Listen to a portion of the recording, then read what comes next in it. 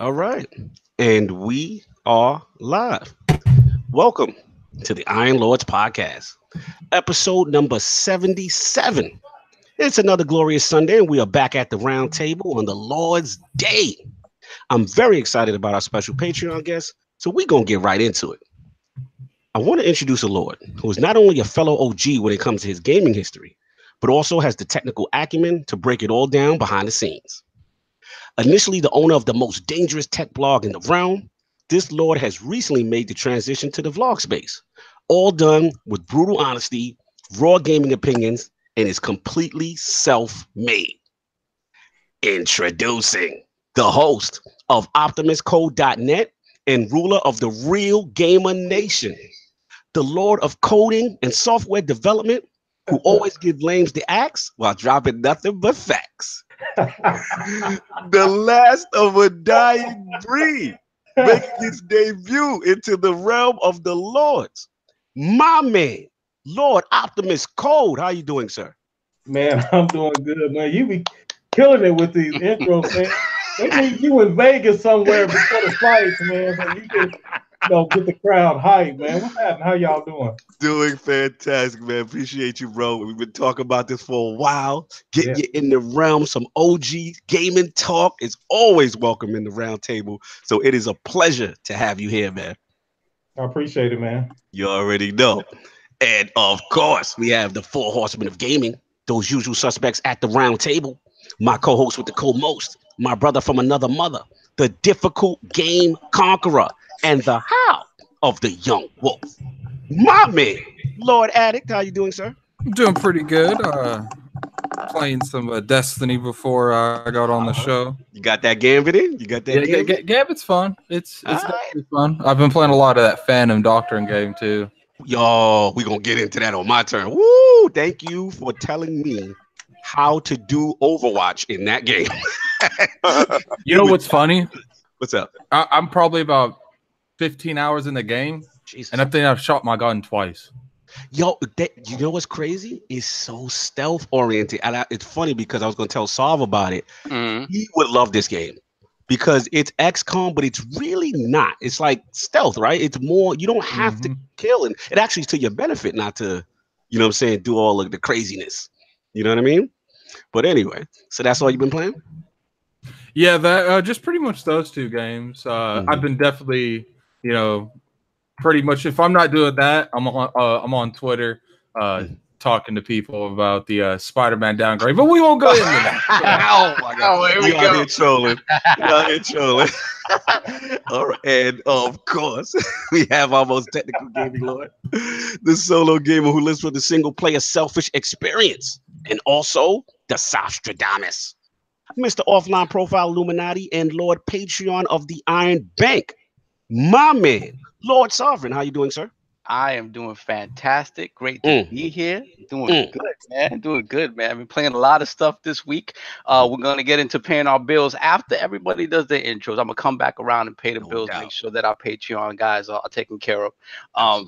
So see what I've been playing. The PlayStation has been dormant, and that's this coming week. This coming week when it gets its shine, right? There's a certain day that it's going to come out of dormancy. Yeah, exactly. It's coming out of dormancy this week. I'm on Xbox. I played some of that Gambit yesterday. That's crazy fun. It's really Wait, it's got Saab's approval? It's got my approval. Yeah, it's a fun mode. It keeps you running around like a madman. It's very I enjoy it. Let me see. I played some Master Chief Collection. Got in there to see how the upgrades look. That's crazy. Oh my Lord. Beautiful. And now that it's in Game Pass, all of a sudden you see the games being populated again. You can play some. We need to have a stream of us playing like the multiplayer or something. And I'll tell you something about going after you play Destiny for a little bit and then you come back to Halo. Oh man, Halo. Yeah. Destiny helps you a little bit. Let's just say that. Destiny helps. I was getting. You can tell they're both made by the same company. You get thrashed? What? Oh my God! I was getting this. Hang 'em high, forget it. Remember Hang 'em high, son? That was my joint. Destroyed. I was getting murdered. So shout out to Mr. High who got bodied. Mr. High with the pistol. Who got bodied there with the pistol. The pistol. High was the pistol with something else. Remember me, High? Who did that for you? I also tried out the Batman Arkham Collection. They got its X upgrade. It's just prettier. Unfortunately, it's not running at 60, but it's still prettier. It's most nicer looking. And on that Switch, man, I finally played The Messenger. Fantastic throwback Ninja Gaiden style, 16/8-bit. Oh yes. man, Yes. I downloaded. I didn't get a chance to play. Oh man, look, it starts out 8-bit, like really simple. Then you start getting more powers and like more maneuverability, and you really feel like a ninja. And then it goes left in a way that you're like, oh, wait, really? Okay. Yeah, when you go through that dimension and you go to the 16-bit world. It's beautiful. It's funny. It's kind of self-referential in a way. Like it just makes fun of a lot of like gamey tropes. Really? Yeah, it's funny. It has some comedy elements that are really cool. And then the game that I mentioned to you privately is Into the Breach, man. Into the Breach came out. It kind of landed like a thud. When that in the Nindies Direct, that one more thing, because if you're not a person that paying attention to the PC scene, you didn't realize that this game was sort of big at the beginning of the year in the PC scene. It wasn't. So that one more thing, kind of like, if you don't know what it is, like, oh, okay, whatever. Yeah, Snow's in the chat. He said he loved it. He said that's Into amazing. the Breach. It is RTS distilled down to its simplest form. It's not like XCOM, where an XCOM, like a fight in XCOM could take like a half hour or whatever, like one battle. Like this is distilled down to simple, like one board. It's basically Pacific Rim. That's what it is. Like that's what the story is. You know, it's like a really good game I thought it was like overlooked that had that kind of fighting stuff. It was Massive Chalice.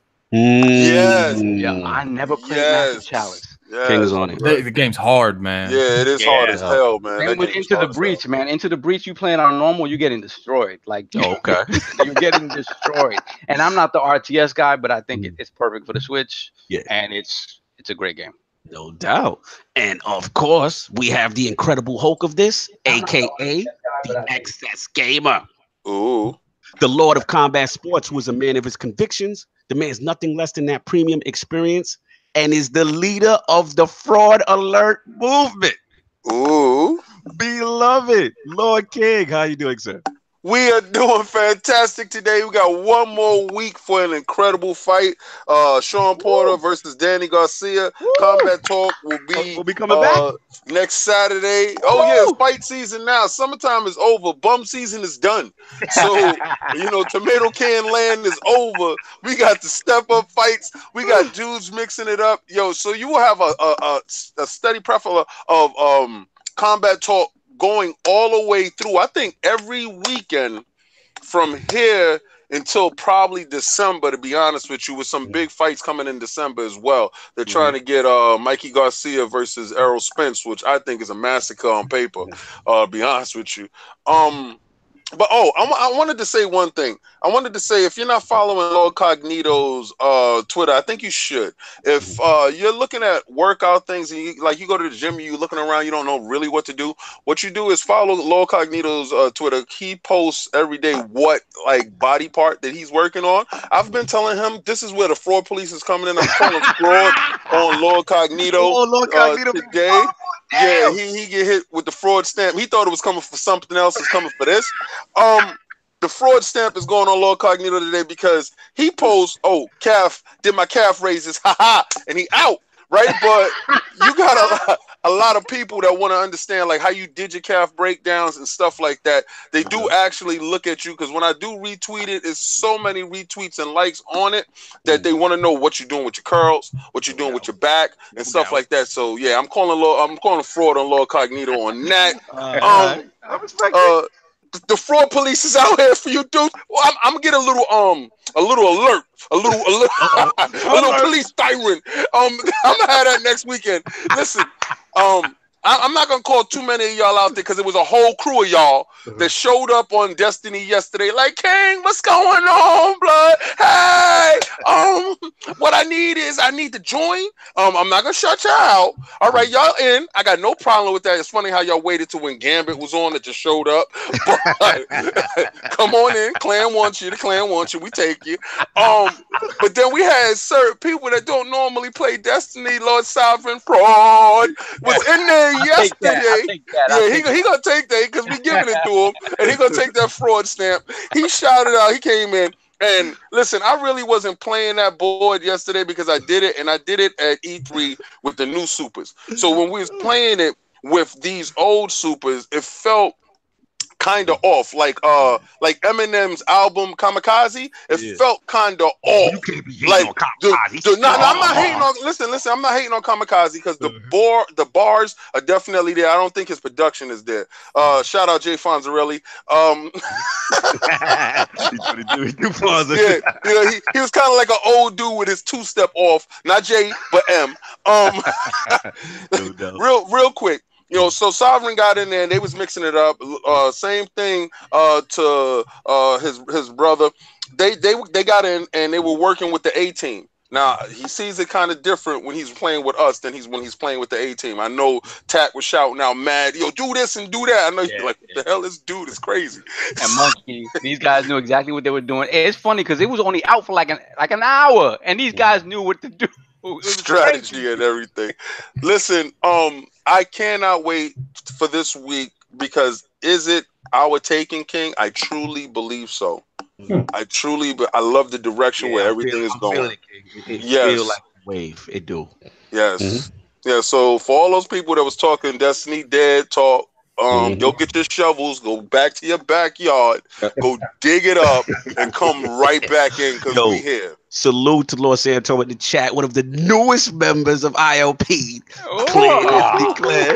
You know what I'm saying? He told me, he's like, Cog, I'm in, man. Let me know. And I'm like, okay, that's it. What's up? So, yeah, he said he didn't have a clan. It's funny. Planet Xbox is trying to get me to go on and play Destiny 2 on PlayStation. Well, you know what it is because what it is free now. You know what I'm saying? No, it's because Frog's in the chat right now. What's up, man? Yeah, it's because some of them don't even have an Xbox to play it on now, so they have to play it on PlayStation.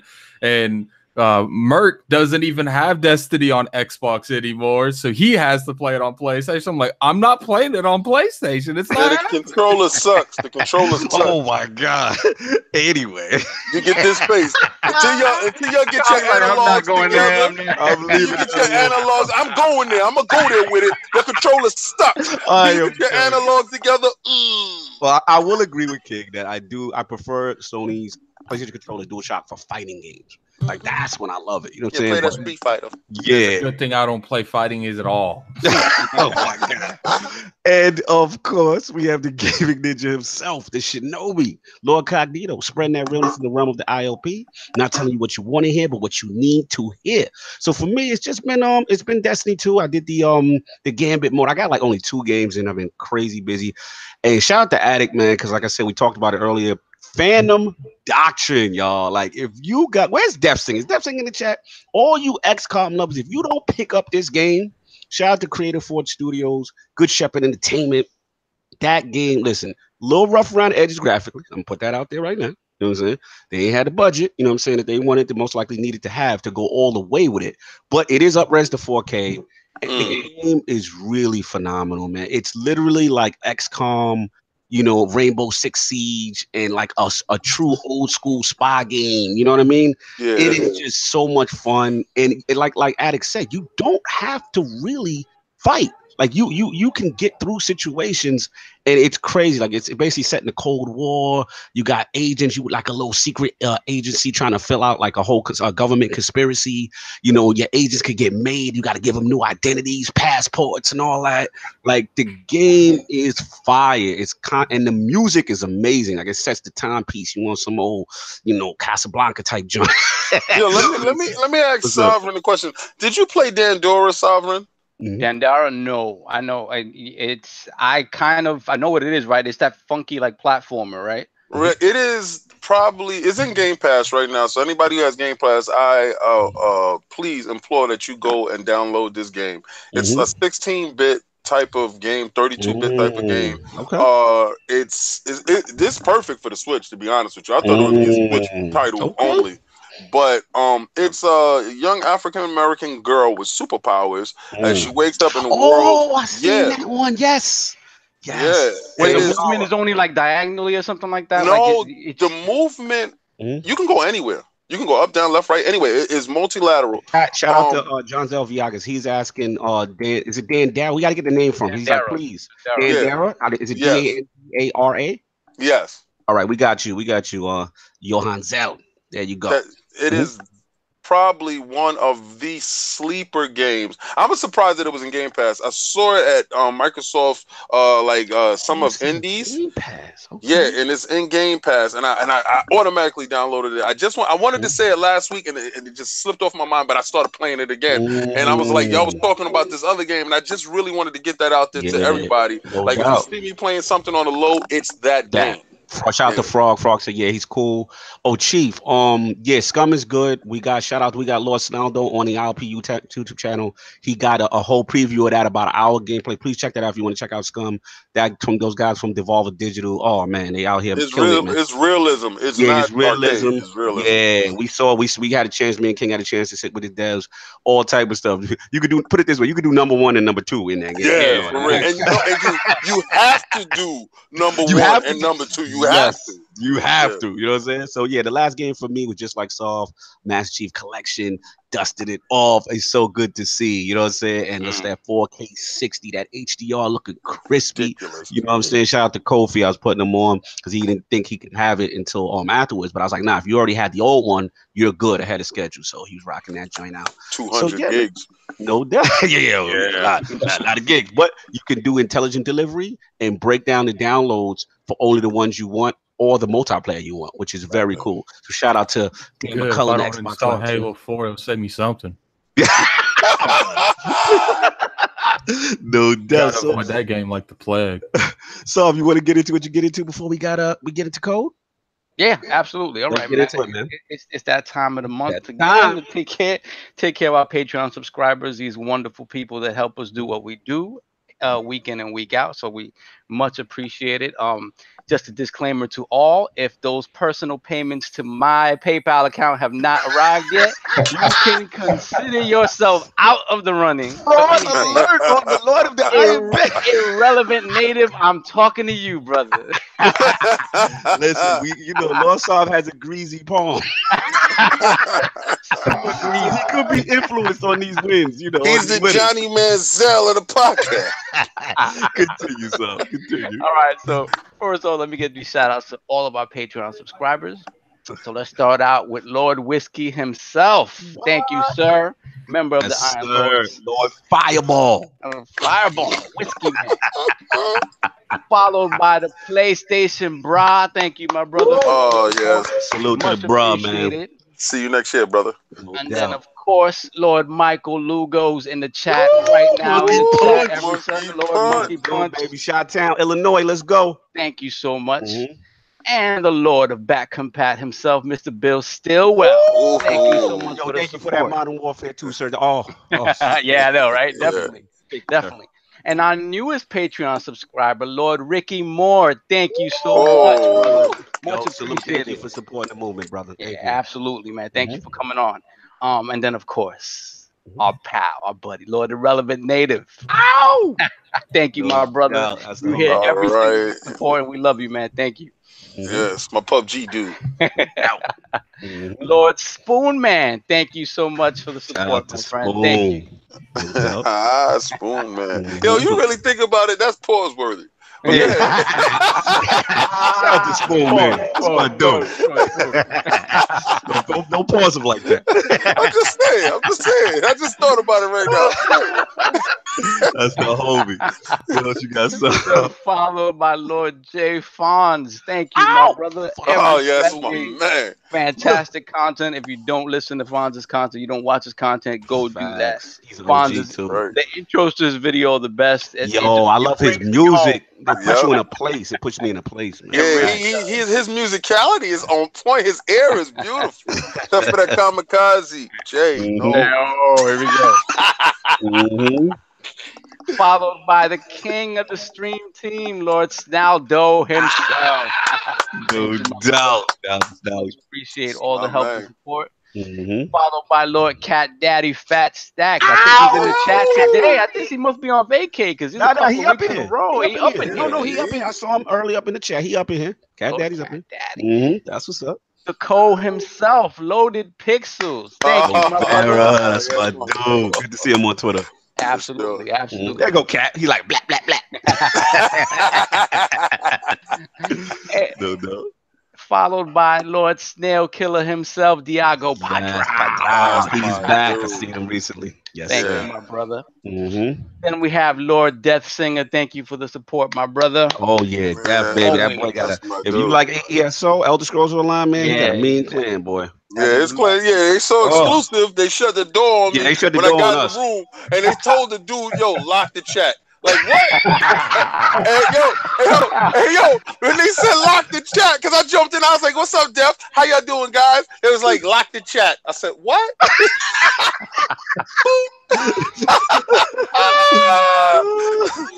No. And of course, last but absolutely not least, our honored guest today, Lord Optimus Cole. The Lord of Cole. Yes. Right, you put some respect on that name. Thank you, my brother, for coming through. It's an absolute pleasure to have you here, and thank you for all the support you've given us from the very beginning. We much appreciate it from all of you guys. Yes. Thank you.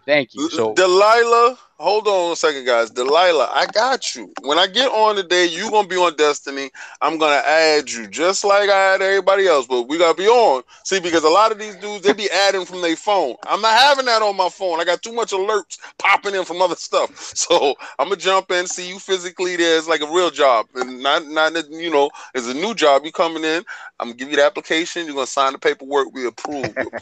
You in. Don't worry, we got you, Delilah. So we all squared up. We ready to fraud these winnings. Yeah, now let's just get into the business. Let's get into the business. Let's go. So real quick, let's get into these giveaways. So we're gonna start off with our $10 gift card giveaway, and that first one goes to we got Lord Monkey Punch Michael Lugo. Yo, they thinking it's a conspiracy, bro. Shout out to Monkey Punch, man. What do you want? What you got that $10? We got that $10 gift card. No doubt. Hit you up in the DMs and I'll get you that as soon as possible. Yes, sir. DMs, as you heard. Yo, look at the emojis right now when you're talking, son. All right. The $20 gift card. Michael Lugo, thank you for that payment to that PayPal. My PayPal looking fat. All right. Our $20 gift card goes to Lord Spoonman. I put some respect on his name. That's what's up. Shout out to Spoonman. That's my guy. Go ahead. Congratulations, Lord Spoonman. I'll get you that info in your DM soon. And the winner of our ILP T-shirt. Oh, this the big one. This the big. Yeah, it's the big one this week. There's no game. There's no game this month. There's no game this month. Game this month. Big one this week. It feels like a lord. All righty. Who's gonna feel like a lord today? Who's gonna feel like a lord today? That will go to Lord Optimus Cole. Hold on. Now put that back in. Draw somebody else, man. Let somebody else. Look at that. That's what's up. Thank you. Let me get Lord Code. Wait, while we on that real quick, because I hit King up for T-shirts. I'm like, man, you got T-shirts for the big guys? He said, man, I'm gonna have you in a little bit. Right now, we got is like 2X. No T-shirt for everybody in the family. Okay. No, no. I told you we was up to 3X. I got that 3X. That's what I thought. Yeah, see, and that was the thing, because I was keeping our chat on the low. That was our chat. Keeping that on the side, All right, so we're gonna re-roll this one. We're gonna re-roll it. Thank you, Lord Code. We roll. Here we go. Let's go. So the winner of the T-shirt this month is Lord J. Fawn. Wow, Fawn, baby. I'm telling y'all more chances to win if y'all get in that Patreon, baby. That's what I get for trolling you, right, J. Fawn? You gotta expand the pot. That's what's up. Native is cursing me right now.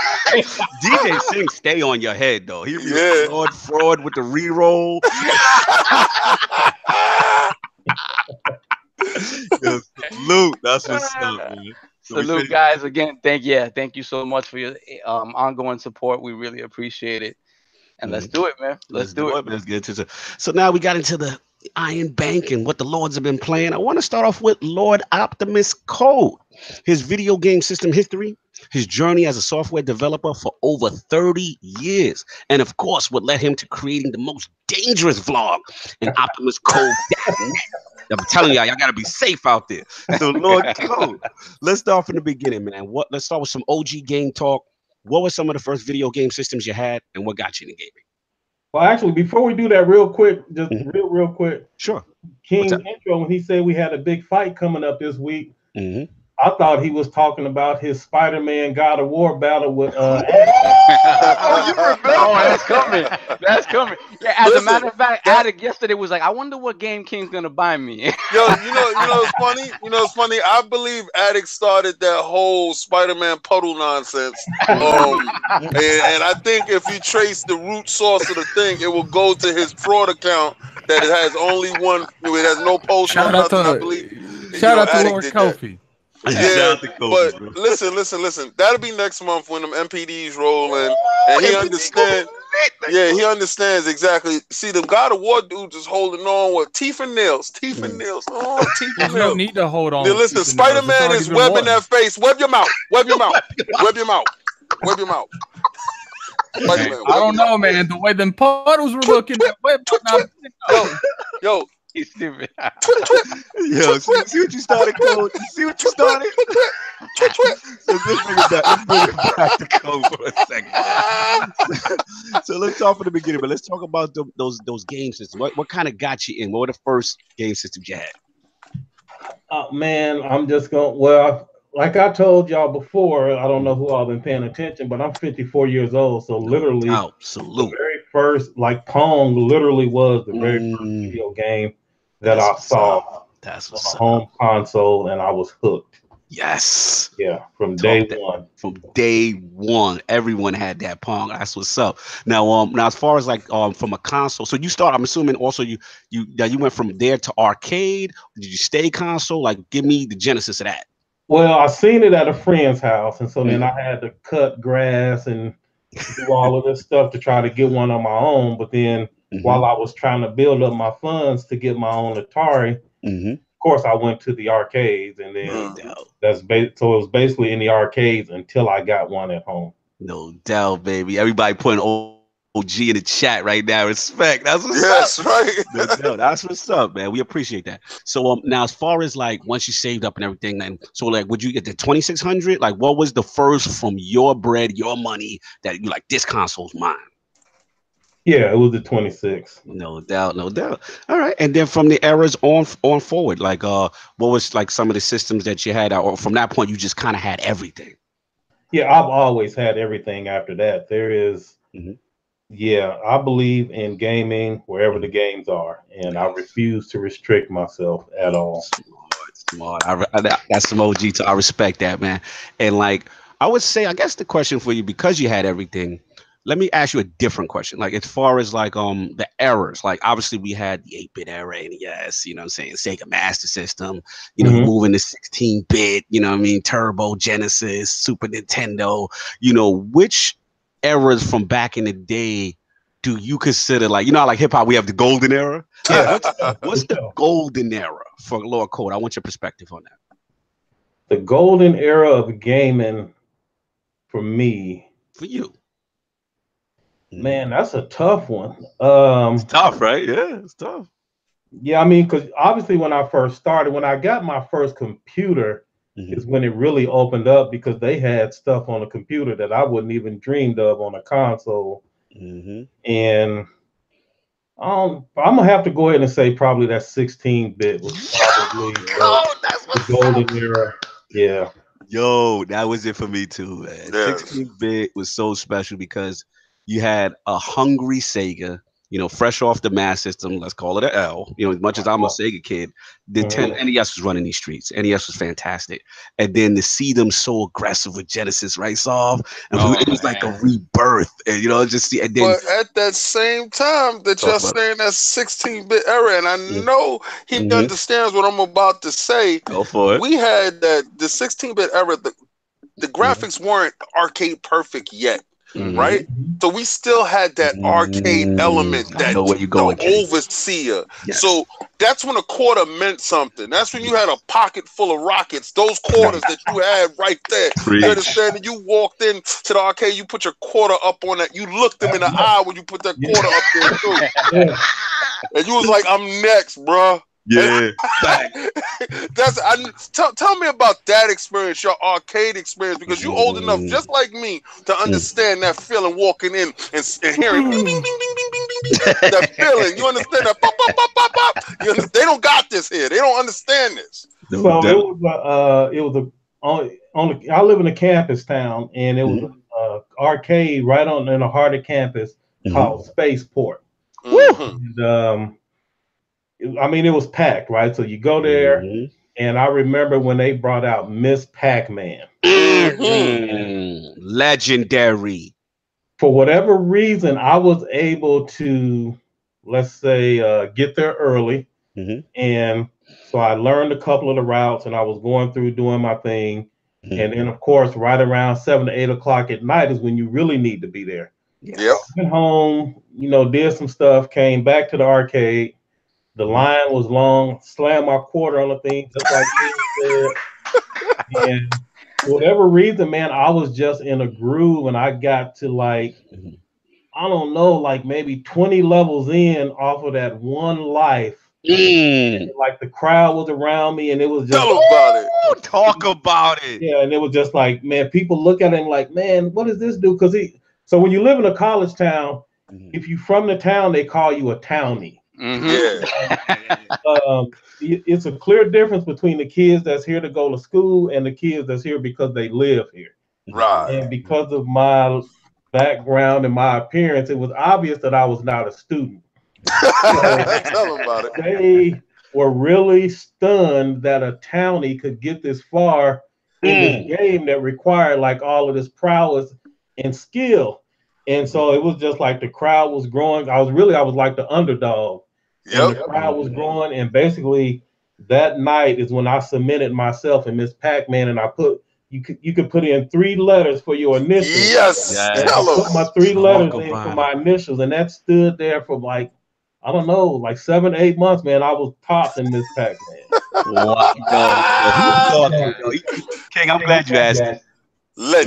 Legendary because the thing about it, somebody's echoing right now. I don't know who's echoing, but there you go. So the thing about it is what Lord Code is saying that is so true is like the arcade experience from not only the competitive 2-player experience, then it's the 1-player because you only had the 3 lives. So like Lord Code said, it's a display of skill to stay on, right? Just to keep going and to be able to put your name, and then that means you own that spot. Like when people came to that game, when it was booted up and they shows the first thing that boots up, title screen, and then them high scores. Yeah. Right? Yeah. Like, oh, who's that cog? Who's that? Like, and I know what you mean, like you talk about with the townies and all that stuff, that reference, because it's like also like where we from, I remember my first, many people know, obviously, Lower Cognito, aka Shinobi. That's where it came from. Like Shinobi was the game for me. And I'd always forget, like going 167th. And there was a kid that like, he played that game. And he was so good at Shinobi, like people would crowd around him. Yeah, and, like at the end, like he beat it and he put Dawn. I was like, yo, that's the Shinobi Dawn. I gotta get this nice. Like it was, you know what I'm saying? Like Cody talking facts. Like I was like, I will be the Shinobi Dawn. You know what I'm saying? Fantastic story, Cole. Somebody in the chat mentioned Dragon's Lair. Yes, that's Mr. Ha is Dragon's Lair. See, we all have, each one of us all have a one game that we are very, very, very good at.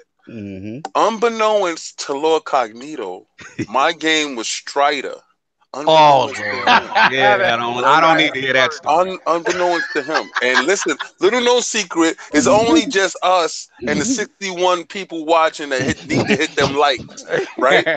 But this is how I suck at Lord Cognito. Listen. He went and he spent $79.50 for his cartridge. That was what it was. It was 32 meg. No, that was the first 8 megabit cartridge for the Sega Genesis Strider. Home release, basically arcade perfect almost. Continue. I remember that. Yeah. Yes. he put it in, and he was like, "Oh, you know," he was gracious because he was the host, and I was in the house, and he passed me the controller. And with that one guy, I didn't die, and I ended his game. I said, "All right, I'm gonna go home now. I'll catch you later." Yeah, like Cole, he violated a lot of principles that day. And one thing you gotta understand is back in those days when you bought a game and you came back to the house, it was a single player game, you showcasing your game. Rule number one was you could not clown that man who purchased that game because that was his hard-earned money, even if it was trash. You laughed after he left. Oh man, that was trash. But whatever. What type of rules is this? Those rules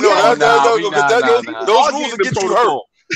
Those rules will get you hurt. Those rules, if you violated those rules, you could get hurt. Tell him the ponytail man that he brought over. He get hurt. Because what it is like, especially, you know what it is, Cole? Especially when you bought a new console and you bring it over your friend's house, like that's a problem. You're like, oh, let me show. And our friend brought over like a Jaguar, and we was not impressed, so we had to keep it together. And then when he left, we was that was worse. Like we just said, fiberballs. We wasn't about that life. But the thing with King violated the other rule, which is your day one purchase. You let your friend play, but you don't finish his game. Never end a man's game on his day one purchase. So the only revenge I got on him was Neo Geo Fatal Fury. Salute to Andy Bogart and that cheesy elbow that I ran. I gotta prefix this with this. It wasn't day one.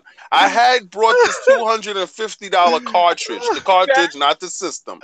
All right. And I'm in my house playing this game, and I can't get past two guys, and the boss was there, and I'm telling Cognito, I said, this is hard as hell. I don't think I'm ever gonna get past this. Proceed, Cognito. I picked my man Andy Bogart, and for those who don't know Fatal Fury, shout out to Fonz because I think he had a Fatal Fury gamer pick one time. Is Terry Bogart, Andy Bogart, the brothers, and the one brother, and he just had this cheat move. It was like back forward, and it was an elbow. And you can literally cheese this move on all of the bosses. So literally, I got there and I was like, all right, let me try. And I just completely blazed the boss. And he looked at me, he said, you know what? You got me back. You got one move. And he ended the game. Credits coming up. I'm like, this brother here. Salute to Cole for taking us back, man. Fantastic. Thank you. That was beautiful. Oh man, you took us back right there.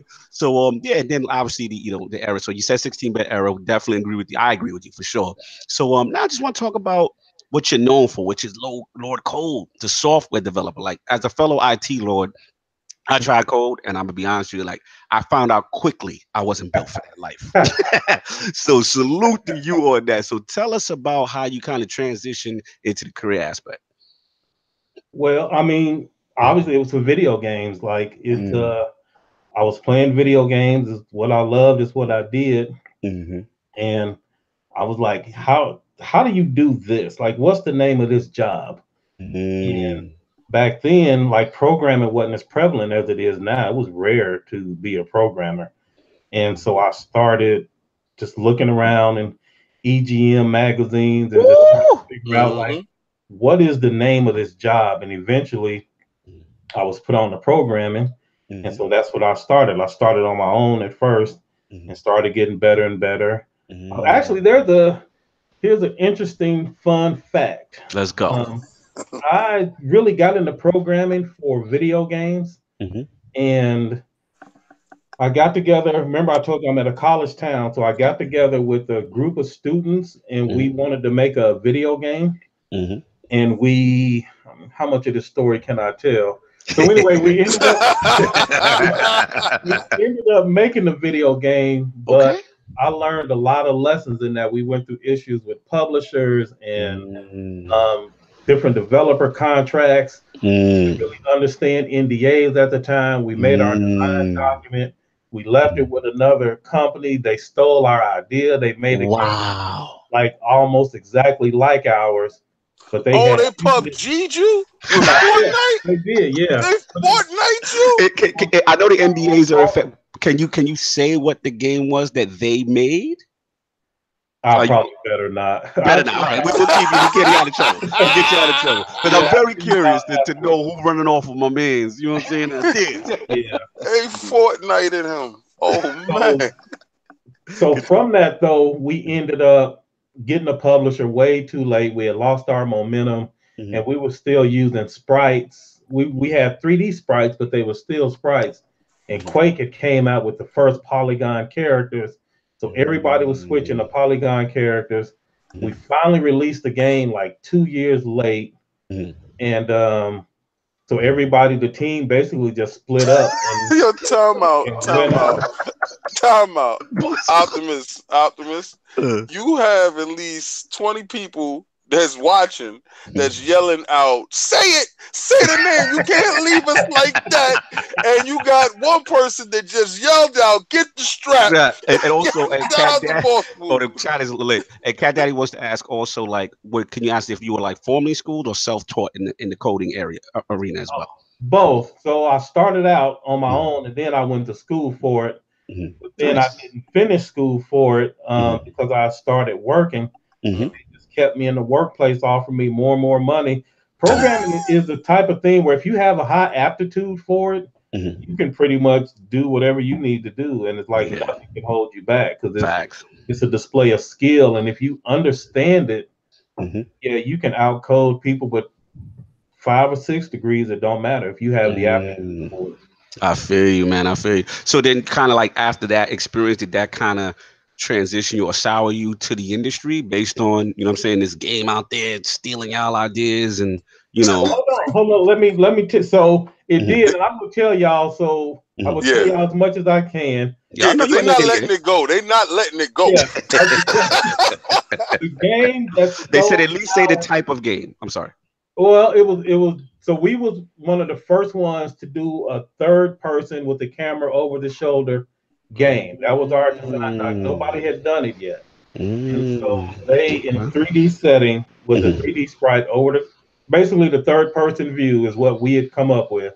Put all of that in our design doc. It was epic again. Epic. Yo, they showed the Gears of War. No. We gonna find out who this is. Epic strikes again. It was before Gears of War. Okay. Basically, what we was doing, we wanted the publisher, since we were so new, we didn't have any background in the gaming industry. We wanted to show the publishers that we really knew what we was talking about. So we explained all of this stuff in our design document. And the game that ended up like stealing our idea, it was only 3 initials in the game. So the name of the game is Bump Bump Bump. It's just 3 letters in the name. The first letter is an M, and the last letter is a K.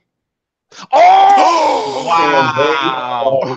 They stole our whole little rip, but we still. So here's the interesting story, though. That ain't even an interesting story. The interesting story is that once we saw that, like, they beat us to market, and it took us a while to finish the game. We went from publisher to publisher. We finally got it published by Bandai, I think, was who ended up publishing it. And so the team split up. And one of our main texture guys, he was a kid, graduated from the university. His name was Shikai Wang. And he moved up to Chicago. And he was like, come up to Chicago. We need programmers. Because I had programmed all of the AI in our game. I was responsible for all of the AI, their patterns, and all of this stuff. And he was like, man, we need programmers up here. They'll pay you good. But I didn't move up to Chicago because I had a lot of ties here, family, church, those types of things. And so he moved up to Chicago. I mean, he kept sending me emails. He kept calling me. They need an AI guy, so on and so forth. I didn't come. The name of the company that he went to go work for, well, hold on one second. Let's go. The company ended up relocating to California. Okay. The name of the company was Bungie, and the game that they made was Halo. And I'm not kidding. And a lot of the AI patterns that you see in Halo was ideas that Shikai took from our game that he brought to Bungie, and that's why they was trying to get me on board. Wow. Like guy with the shield. If you look in our game, the name of our game is called Esoteria. And if you look in there, you'll see the enemies. You see the guy with the riot shields. They tried to work together in groups. They did coordinated attacks. It was like, for us, if we could have got published, we really probably would have made a mark on the industry. But we didn't know what we was doing. The business side of things is what messed us up. I hear you. And then, of course, they went and made Destiny. So I hear y'all talk all this Destiny stuff. And like Shakai is they head of art at Bungie. I'm not sure if he still is, but like the last couple of years he was. And so he fell out of touch. So all y'all Destiny stories always make me think like, man, I should have went up to Chicago, because that would have been you, man. Yeah, that would have been you. It's so crazy. Technically, I'm selfish right now. And can you echoing? I'm echoing. Somebody was. My bad. No, you good. You good. Technically, I'm selfish right now because if you would have went to Chicago, we wouldn't get this interview. So, selfishly for the Lords, we love these stories. I'm gonna be selfish right now. And by the look of your outset in the back, you ain't hurting for cash. So, he's doing quite well, but you're doing quite well for yourself. I don't know if you're pushing a Ferrari or something like that, because that's what you definitely would have been pushing with Bungie. But I love the teddies in the back. No, absolutely. Yo, this is so crazy because it's like, again, it just shows you, how paths can change. You know what I'm saying? And just as far as the industry. So like, as far as like that AI, because that's one thing that we have to give Bungie a little credit. Like, that their games are known, especially Halo, right? Those games are known for fantastic. Yeah, that's what kind of set it up. Shout out to Cat Daddy. He said, we need reparations for this. But, it's like, it's one of those things like, now that you think about it, like when you see, these things, like, I know you said like, maybe like you felt the way. What about your people? Like, are they still in the game? Are they like, what are those guys up to? Oh yeah, I got so pretty much everybody on that team went out to do big things, was successful. Nice. When our lead developer, he ended up working, he became the lead developer for THQ, I think. Oh, you dropped it. Like he did The Incredibles. He did a bunch of licensed games, so he did really well for himself. One of our other guys, our low-level guy, the low-level guy was who would do everything in assembly. And he worked with because back then there were multiple 3D cards, and everybody was fighting for that space to see who would be. And back then it was 3DFX, who was the video card. And so he was the guy that would just do all the low-level stuff to get frame rate and resolution up to speed. And he ended up going over to, he's the lead developer for Rocket League, I think. But he's done like a lot of things. Then I've got quite a few people who work for Sony. They did like the Star Wars Online. They did a couple of people that worked with at id right now. Andy Chang, he did like Doom 2, this latest Doom, not Doom 2, I'm sorry, Doom 3, this latest Doom. He works for id. So a lot of their titles he does. And then I got a couple of people who work behind the scenes in producing. Nice. And we try to stay in touch like every 2 or 3 years. We might send an email to a group chat or something. That's what's up, man. It's tremendous stories. This is crazy. And I know you're doing fantastic right now. You're not hurting right now. But I want to ask you, like, if the right bag came across from a certain publisher, a certain dev, would Lord Cole be tempted to get on into maybe the AAA, quadruple A space? So I'm gonna answer that question honestly, and the answer is no. And it's not because of the so it's not because I don't have the love for it, but it's a long time ago with the development process. There's this thing called crunch time, which basically means you have to put in all these hours. There's this deadline coming up. You got to hit gold master and like all of this stuff you have to do, and it requires a lot of effort from the development team. And I quickly realized, like you said, I'm not hurting, and I have been blessed, to achieve a certain amount of financial success. But at the end of the day, why would I work 80 hours to get the same money that I can get in 40 hours? Preach. And I'm glad you said that. I'm glad you said that. The game industry, the amount of overtime that's required That's too much for me. So no, I'll stay where I'm at. Listen, I think, and I'm so glad you said that, just from the standpoint, because a lot of gamers don't understand that crunch. I'm glad you said that when a game before it goes live, there's that window, right? And it's go time. Your life is that game and nothing but that game. And it's a, I don't want to say all experiences, all companies, it's a bad experience, but you know, I've heard the horror stories. I've seen some people tell me and you know, explain and break it down to me. So you're just saying that actually brings it back to light. And that's when like I said, I knew I wasn't built for that. But to hear you say it kind of validates that. So that's what's up, man. Yeah, it's rough. So I would like to, you know, get the glory of having been on a AAA title. Let's go. I don't want to put in the work to get that. That's real. That's real. Listen, it's real. It's whether you want to be successful or you know, I get it, man. I completely understand it. And if you're gonna do better, you know, and you stay under the radar, you don't got that stress in your life, I'm with that, man. Yeah, absolutely. So last thing I would ask, Lord Coach, this is funny because pretty much when I came across your channel, you know what I'm saying, and actually I should say channel, your site. Let me get that correct. You know what I'm saying? OptimusCode.net. You know what I'm saying? For those don't know, you know what I mean? You kind of like you're doing things your own way, which I love. It's a unique spin. It's a unique take. It's hardcore, but you had something on there called the Real Gamer Protocol. Because we all know there's levels to this gaming. You know what I'm saying? It was levels to this. And Lord Cole broke it down so clean, y'all. So for those uninformed, let me just break it down. Help me break it down. Now we got, you said it's the casual, the hobbyist, the enthusiast, and the real gamer. Right. So break it down. We got to know where some of these lords might have to put some fraud alerts out there. There we go. Let's get it. Break down the Real Gamer Protocol, those 4 categories to let the people know.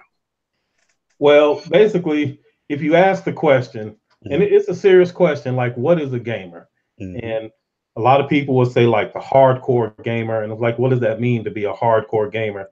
And they would say hardcore versus casuals. And for them, those are the 2 categories. But like I said in the video, this woman that I used to work with, she was a beast at Solitaire, which was a game you could get on a Windows PC. Yes. Anytime you bought a Windows PC, you would get Solitaire. Yep. Hey, was it Minesweeper? What was that one? And she was hardcore at Solitaire. Like nobody was dedicated to that game the way that she was. So in that sense, she was hardcore, but we still wouldn't call her a gamer. And so this notion of the Real Gamer Protocol is just, there are 5 rules that must all exist to be a real gamer. Ooh, that's him. If you don't have every one of those, you're not a real gamer. But then people still game. So what if you have 2 of the 3 or 4 of the 5, however you want to put it? Like, what am I then? Like, what's the classification? So that's where I came up with, you do have the casuals. Then you do have like the hobbyists. Then you have the enthusiasts, which are a little bit more serious than the hobbyists. And then you got the real gamers like Addict. That one boy can game. He is a real gamer. But see, I want to take Addict's points away from Addict. He's trying to fraud him. I'm trying to fraud him because he ain't do his history. He ain't do the knowledge. Like he's supposed to go back to the joints. You know what I'm saying? To the golden era or something. He's not about that. He's not about that. Like, so can we take some fraud points from that, or he's still a real gamer? No, he is a real gamer because it don't matter when you started. No doubt. It ain't where you from. It's where you at. And he has all of the qualifications of a real gamer. No doubt. That's what's up, man. Addict, would you like to comment on your real gamer status, or you solidified? You comfortable? I don't need to comment on anything. That's nice. That's nice that you would classify him as a real gamer. I will classify him as a hardcore casual.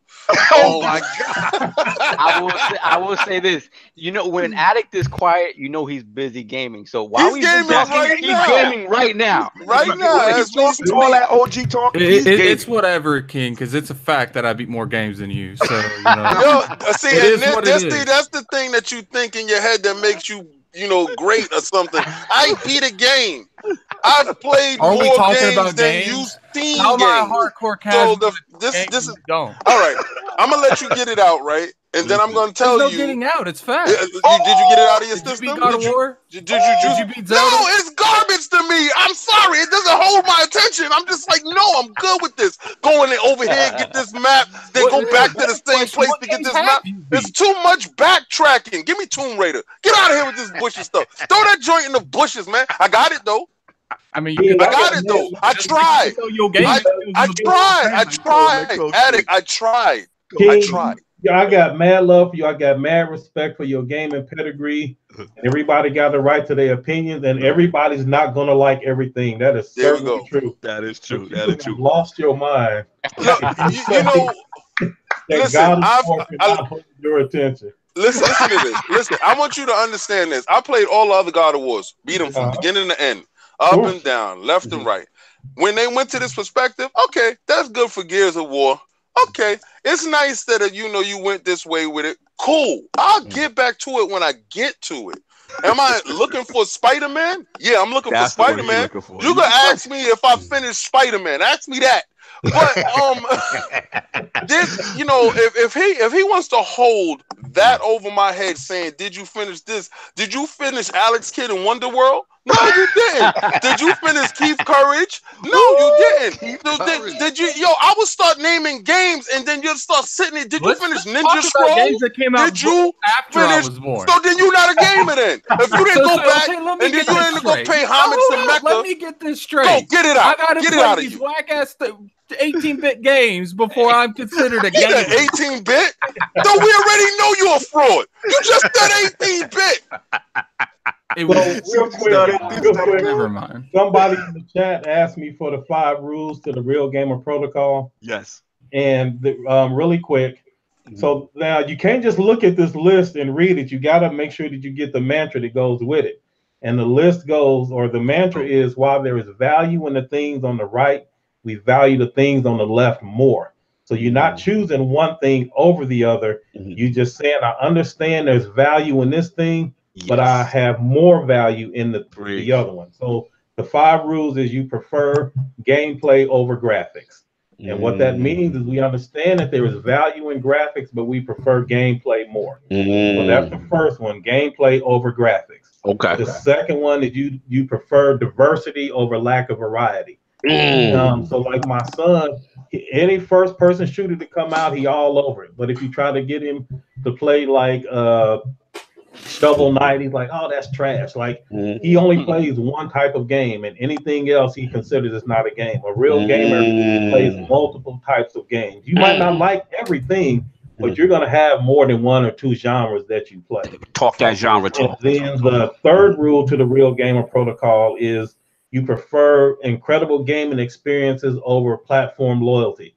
So I don't care if it's on Switch, I don't care if it's on Xbox, PlayStation, PC. It doesn't matter. Where the games are is where I am. And Optimus Coast doing the Lord's work right now. And then the fourth rule to the Real Gamer Protocol is real gamers prefer to form their own opinions over listening to reviewers and review scores. And now that's not to say that, again, it's not to say that there is no value in those things, because there is. It's just that a real gamer will put more value in getting their own opinions. There are plenty of games that the people have said that I shouldn't like, and I love it. There are plenty of games that the people said that I should love, but they just didn't do it for me. That's that God of War that you talking about right there. Listen, tell them about it. Let me tell you right now, you preaching the Lord's work right now, because you're gonna love the poll question at the end of the show, because you literally on the same way. That's crazy right there that you said that. Continue. And then the last one is quite simply, and it's really one of the most important ones. And again, that's why Addict is on his list, because he got all 4 of them, and he really has this last one. He don't got that other one. The OG stamped him. Right, we gotta get all right. You know what? Listen, I noticed that he's been steering his boat towards Addict side of the water. And I'm not gonna go for it. I'm gonna watch the steering. I'm not gonna do this to you, but let's compare achievements. Let's compare games. Oh, yo. You going on? You know? Okay. Also, let me tell you something. My old now look name. at this. Listen, wait. Changed Listen. around this. No. Listen, addict. Before you do that, I want you to ask Cognito this question. What was my game name before that? It was Melon Buster 1, right? Yes, that is true. Now, what happened was... You got no Cuphead achievements, you got 100% in battle. Listen, I want you to listen. I want you to listen to this. My old account was Melon Buster 1. On that account, I have 500 360 games. I couldn't bring over those achievements that me and Mr. High worked so hard on fighting for because it was something wrong with my email account. That's how I got King David. I had to change was always my whole Melon thing. Buster. Everybody that know he was always Melon Buster 1. But we're not here for that. We gotta get back. Wait, time out. But also, I also want to say, is my achievements from Neo Geo up there? Is my achievements from Turbo Graphics up there? Is my achievements from GameCube up there? Take your fraud behind back in the bushes and play whatever you playing, and shut up with your new age fake technology you have yourself. Just take yourself back to the bushes and let's get back to Optimus Code. I'm sure you love to get back to Optimus. Let's go. Code. Love that. Anyway. Go, see what you started? So finish your last one. I'm sorry, bro. Oh, man, I might not be able to go on with all of this fuse. You started it. You sat there. You pushed me at him. So I had to tear him up. I gotta take him off of here because there's only one, and that's me. Words from the Lords and the Hawks. The last rule number 5 of the Real Gamer Protocol is quite simply: real gamers prefer legit gaming skills over game guides and cheat codes. And that's pretty much it. Now, again, that's not to say that you won't ever use a guide. I think it's rare that you would ever use a cheat code, but if it was rare, so you may use a guide, but it's not to say that we don't use guides. We just say there's more value in gaming skills over gaming guides. So that's pretty much all 5 of the rules. Fantastic. What do you have to say about that, King? Oh my God. No, I like everything that he just said, because this is what I tried to tell y'all a long time ago. Because I hear y'all say it a lot in the chat. Yo, go look at YouTube so y'all can see how to do this. Or I heard that this guy said that game was whack, so I don't know. I've told you plenty of times, I live my life through me. I don't live my life through. That's why I can't sit there and watch you play a game, because I don't care about what you're experiencing. That's the part you don't get into your head. That's why I don't understand Twitch, because I can't watch another man play a game. I will go buy the game. I will experience it myself. I won't go to YouTube to figure out how to do something that somebody else figured out on his own.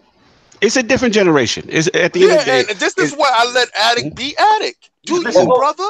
Let me jump in right, because I think I might have caused some confusion. Again, it's not to say that we won't use game guides, and it's just saying that we prefer. Like a few weeks ago, y'all had Eric's on, and he really helped me with the division. I mean, because he had the time to do a deep dive into the new weapon sets and all the gear. And I was like, okay, I see what he's talking about. Now I would take that though as a building block and go do the rest myself. Right. But there's only so many hours in a day, so there's nothing wrong with supplementing or using different things to build your own knowledge. Right. What I mean is, you're not gonna go look for, I can't beat this boss, let me go see how you do. And this generation has that. They actually have more access. In King's defense, they have more access to that. Whereas in our generation, it was kind of like you had to either wait for the strategy guide for that to be released. You had to either from Solve Node, you had to call a hotline. You know what I'm saying? That kind of thing. Hotlines. Thank God I was born later. I love it, Young Wolf. Or remember this, there was even literally modification devices, aka Game Genie. You know what I'm saying? That would allow you to do these cheat things and infinite lives and all this other stuff. So it's just different eras, you know what I'm saying? But there is a stark contrast to what's going on. But again, I want to emphasize, it don't mean we don't do it if there's no value in it. It just means we value the other things more.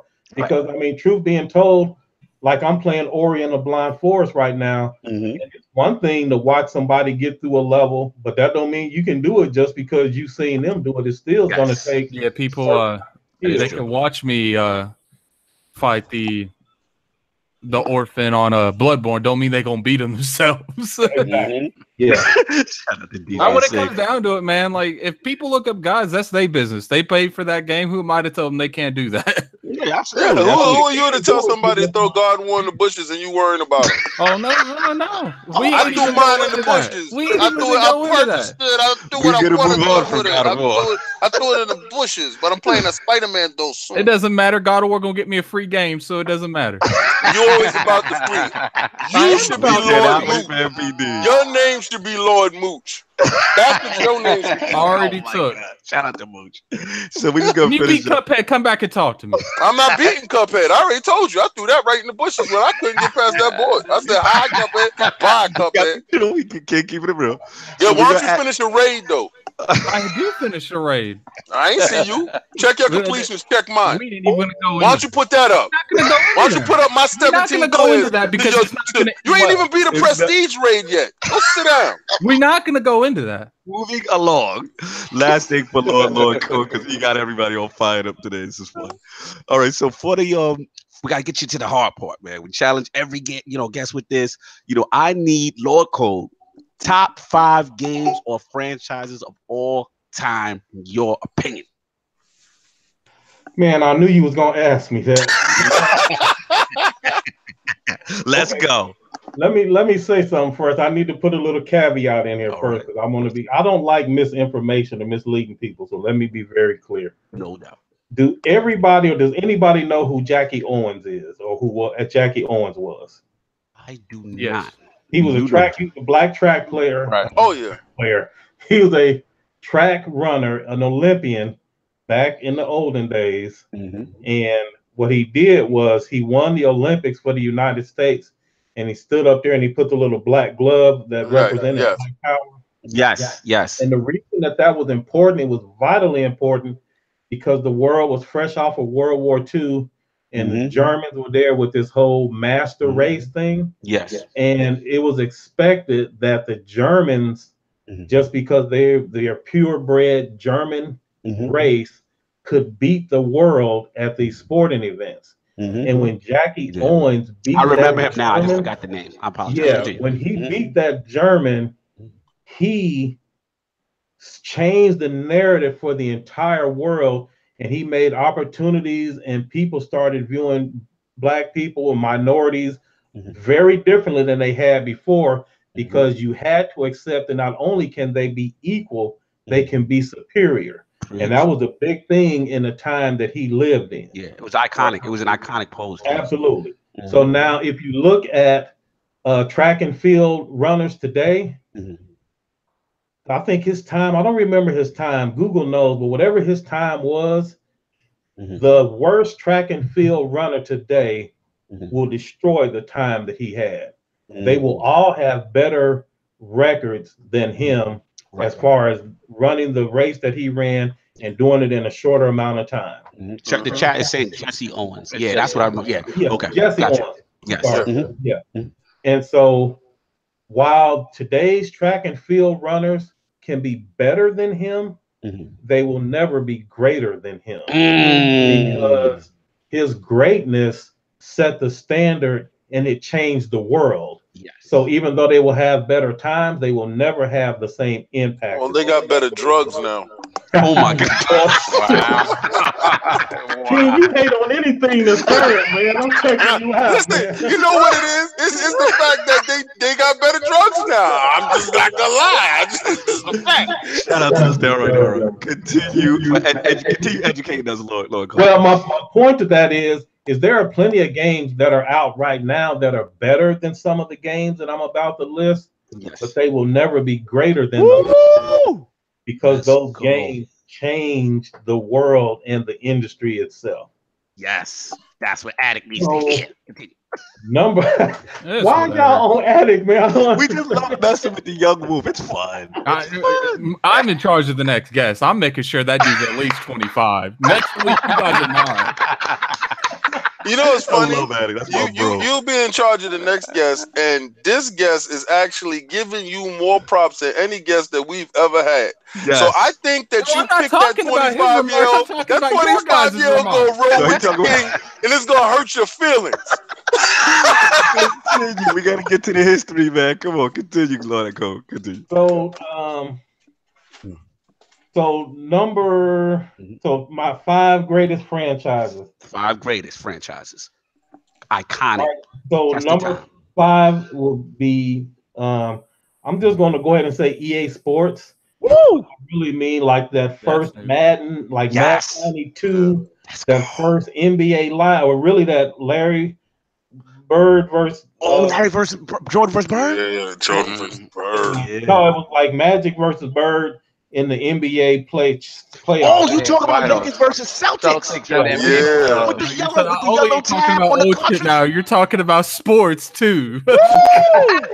Like, I'm going back to play what I was playing. Like, let's go. That EASN era. The EA cartridge with the yellow tab. Tell them about it. EA Sports, that whole thing, I think, because they basically, especially from my hood, So I had a background that was, say, more street. No doubt. We know the history, OG. We know. And then like a lot of things that I did in my day life didn't match the things in my nightlife. So it was this little weird mix. But that whole EA Sports sort of made all of this other stuff not look so nerdy anymore. It's like, man, what's that? And so EA Sports definitely, I think, would be number 5. Yes. Number 4, I would probably have to give it to, I'm going to go ahead and say Street Fighter. But when I say Street Fighter, I mean just that whole category of fighting games in the arcade 2-player competition. Really like you all over the world.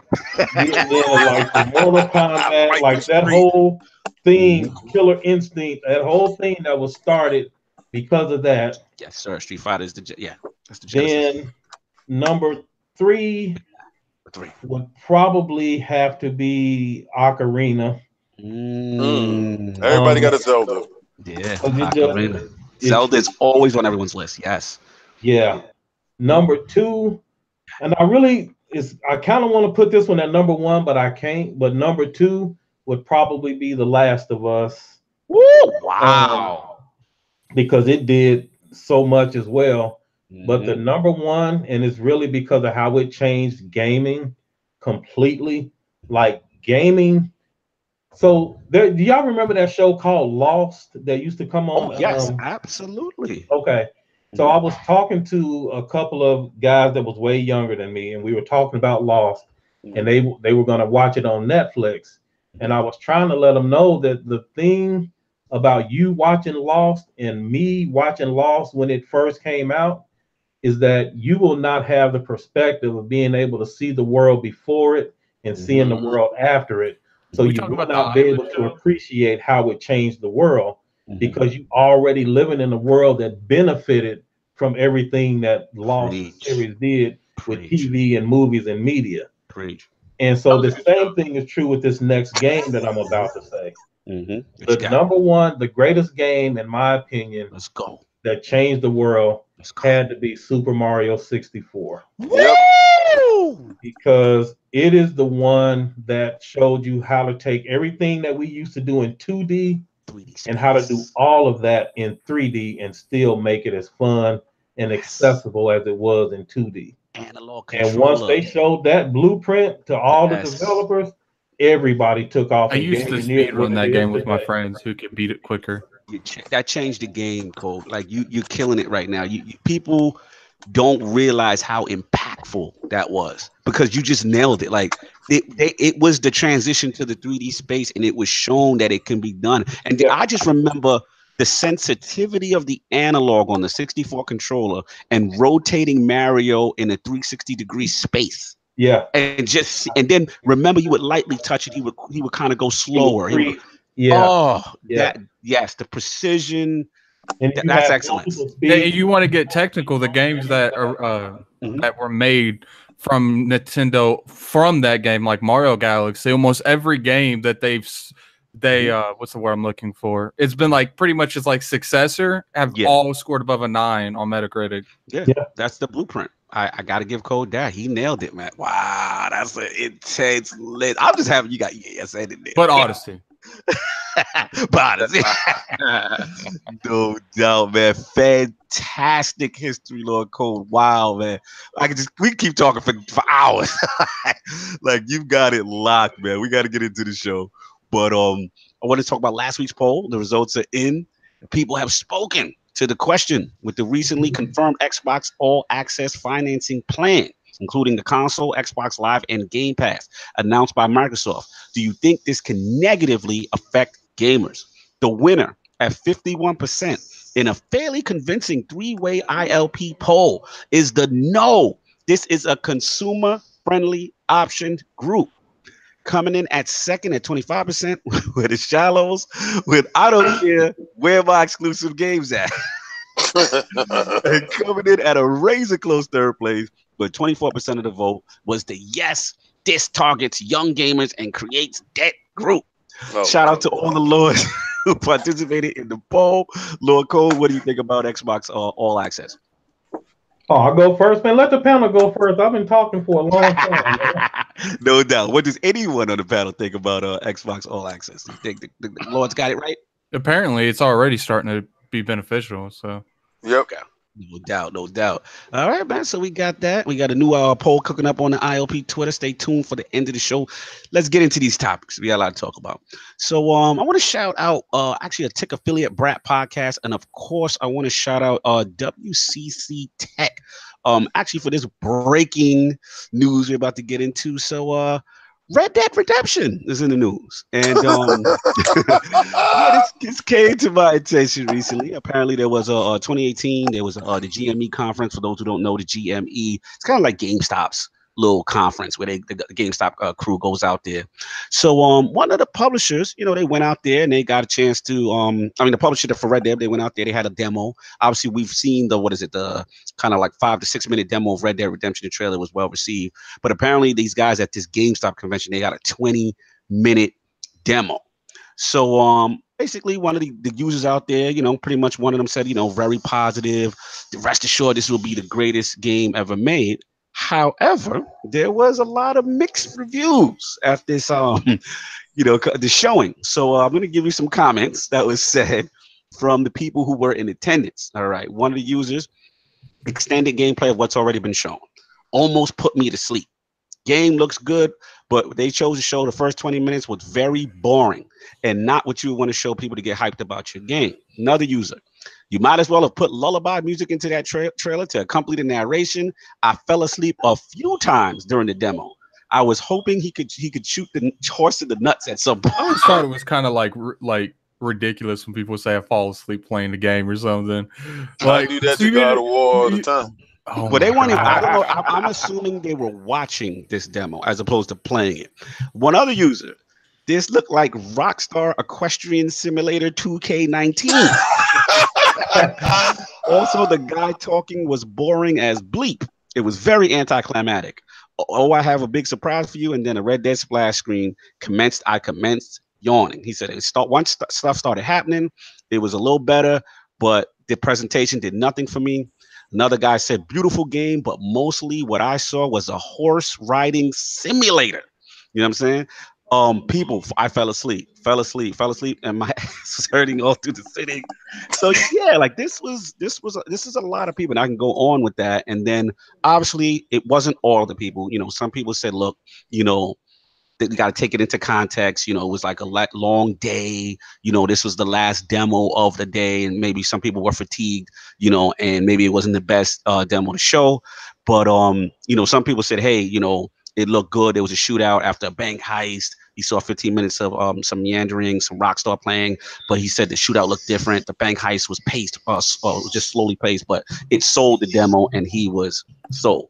So based on this information and what we've heard, I want to start off with Lord Sav. Because I knew that was coming. He is the resident, let's be real. The rest of the Lords of Red Dead Redemption frauds here, and he is the true Red Dead Redemption guy, Lord on the panel. So, Lord, sir, with these reports coming out, does this concern you in any way? Not in the least. Not even a little bit. Listen, the thing about Red Dead, what they've talked about, what they want to do. Rockstar gonna tell Sovereign to drink that Kool-Aid. He's like, fine, that's fine. Exactly. But look, it's an open. They're gonna have iodine game. in that stuff, man. It's an open world game that's attempting to do interaction and immersion like no other game before it. Like there's gonna be boring stuff. Look at Shenmue, right? We just got Shenmue back, right? And what you remember about Shenmue is that the day-to-day stuff that you do that we thought is cool, which is cool, the fact that you can do menial tasks, that stuff is boring. Like it's hard to gamify that stuff. So yeah, do I agree that it was probably not the best idea to give them a demo of how the horses, nuts sway left and right and like whatever? No, yeah, it was probably not the best thing to do. That said, that isn't something that they're forcing you to interact with in that but game. I feel like that like an actual final GTA though. But GTA is different. See, the thing about Red Dead, as opposed to GTA's open world is more over the top. It's always been. Red Dead is more grounded. Regardless of if you like Western stuff or not, the world is more grounded. It's not GTA. GTA is very overtly action oriented, where this is one of those, like some of my best moments in Red Dead Redemption, and this is not everybody, right? Some people like to play games like action games. For me, some of my favorite moments in Red Dead were just chilling out in the desert, like looking at the sunset and being like, wow, they did this. Like that for me, that was like, wow, I can't believe they're doing this in the game. And the same goes for this. They're just trying to expand upon it. It's not for everybody. So yeah, you need to show a demo that's going to show the gamified aspects of the game that people are going to get excited about. Not everybody's going to get excited about how the horse moves or how realistic the horse looks. You know what you sound like right now, Sovereign. You know what you sound like? Campfire eating beans. Yeah, you know what you sound like right now, Sovereign. You sound like these people defending Spider-Man right now.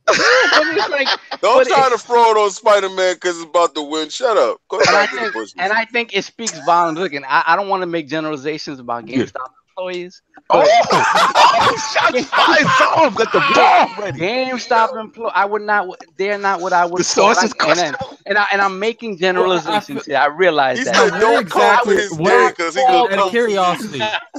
out of curiosity, where was this like a meeting or was this it like the GME conference? So basically, when it comes to the GMs, I've never met a GM that wasn't informed. No, it's not a GM. It's just like GameStop employees, right? They have privy access to this conference that's kind of like their mini, I guess you want to say like an E3 where they get to see a lot of the games behind the scenes. I know. Remember, they got to advertise and promote these games as well. Yeah, I know where Sovereign's going with this because you go into GameStop and there's a lot of them that don't even know what they're talking about. Not even remotely. But when it comes to these conferences, the people that go to these conferences that work at GameStop, they're informed. Right. Those tend to be the higher level, the managers of a store, right? Those type of guys tend to be there. You know what I'm saying? But I understand Sov's thing. I'll let you finish. I get that. They're probably they're better informed gamers. But at the same time, I think they're so far ingrained in that GameStop sort of. They're drinking the GameStop juice so much that it doesn't. I don't know. It just feels like, again, like if you look at the negative comments about this stuff, is that they showed a boring aspect of the game. Right. That they wanted to see gameplay. Listen, if I'm getting shown a demo of a game that's only been shown once, I want to see action. Like I would have felt the same way. But much like it's an aspect of the game that you don't have to interact with. If you don't care to at the end of the day, it's not like GameStop demanded that one. They were sent that by Take-Two. So like that's Take-Two's fault. Right. Well, absolutely. I do not think it was a great. Don't do that. Like put out a video like they did with some Xbox promotion right now. Exactly. Like that doesn't make any sense that they would do that. Show the action part. Show what people want to see. That's not something that everybody's going to be attracted to. It's just not. Well, so for me personally, like I mentioned with the Real Gamer Protocol, I don't care what anybody says, especially a set of people that just seen a 20-minute demo. It's like you didn't play it, you just watched it, and you have the right to your opinion, but there's nothing that they can say based on watching a 20-minute demo that will make me lose or gain interest in the game. Look, at the end of the day, Sovereign and his code of Red Dead followers, they're gonna buy this game if this game comes out it's only 20 minutes long of a cutscene. They're still buying this game. So You're damn right. No doubt, no doubt. So, Attic, does this influence you in any way? Because I don't know you to be a Red Dead guy, but I just want to know, based on this, does this influence you any direction? Red Dead being compared to Red Dead 2, it's going to be a good game. But people are trying to compare this to GTA 5 like it's going to do better. That's not. And I'm just like, look, like GTA 5 is phenomenal. It's probably never going to happen again. It may be a better game in terms of the tech and what they're trying to do in the world. It may be a more immersive game. I don't think it has. I think it's going to be a more immersive. I think it's going to be a lot more immersive. Washburn said Red Dead trailer was so boring. People out here talk about the horse nut physics. In the Shout out to Boss coming for his funny title in the chat. But at the end of the day, I think Red Dead's still going to be good. I think it's I still think, I don't know, when it comes to like game of the year, like if this would have came out in a different year, I feel like it would have been like automatic game of the year. But I feel like when you have games like, you know, God of War out, I don't know if it's going to be able to take it from that. That's like the only game, because Red Dead's going to get a lot of clout just because it's Red Dead. No, I hear what you're saying. I want to shout out Lord Innate. I am seeing the chat, Lord Innate. I was just letting people speak.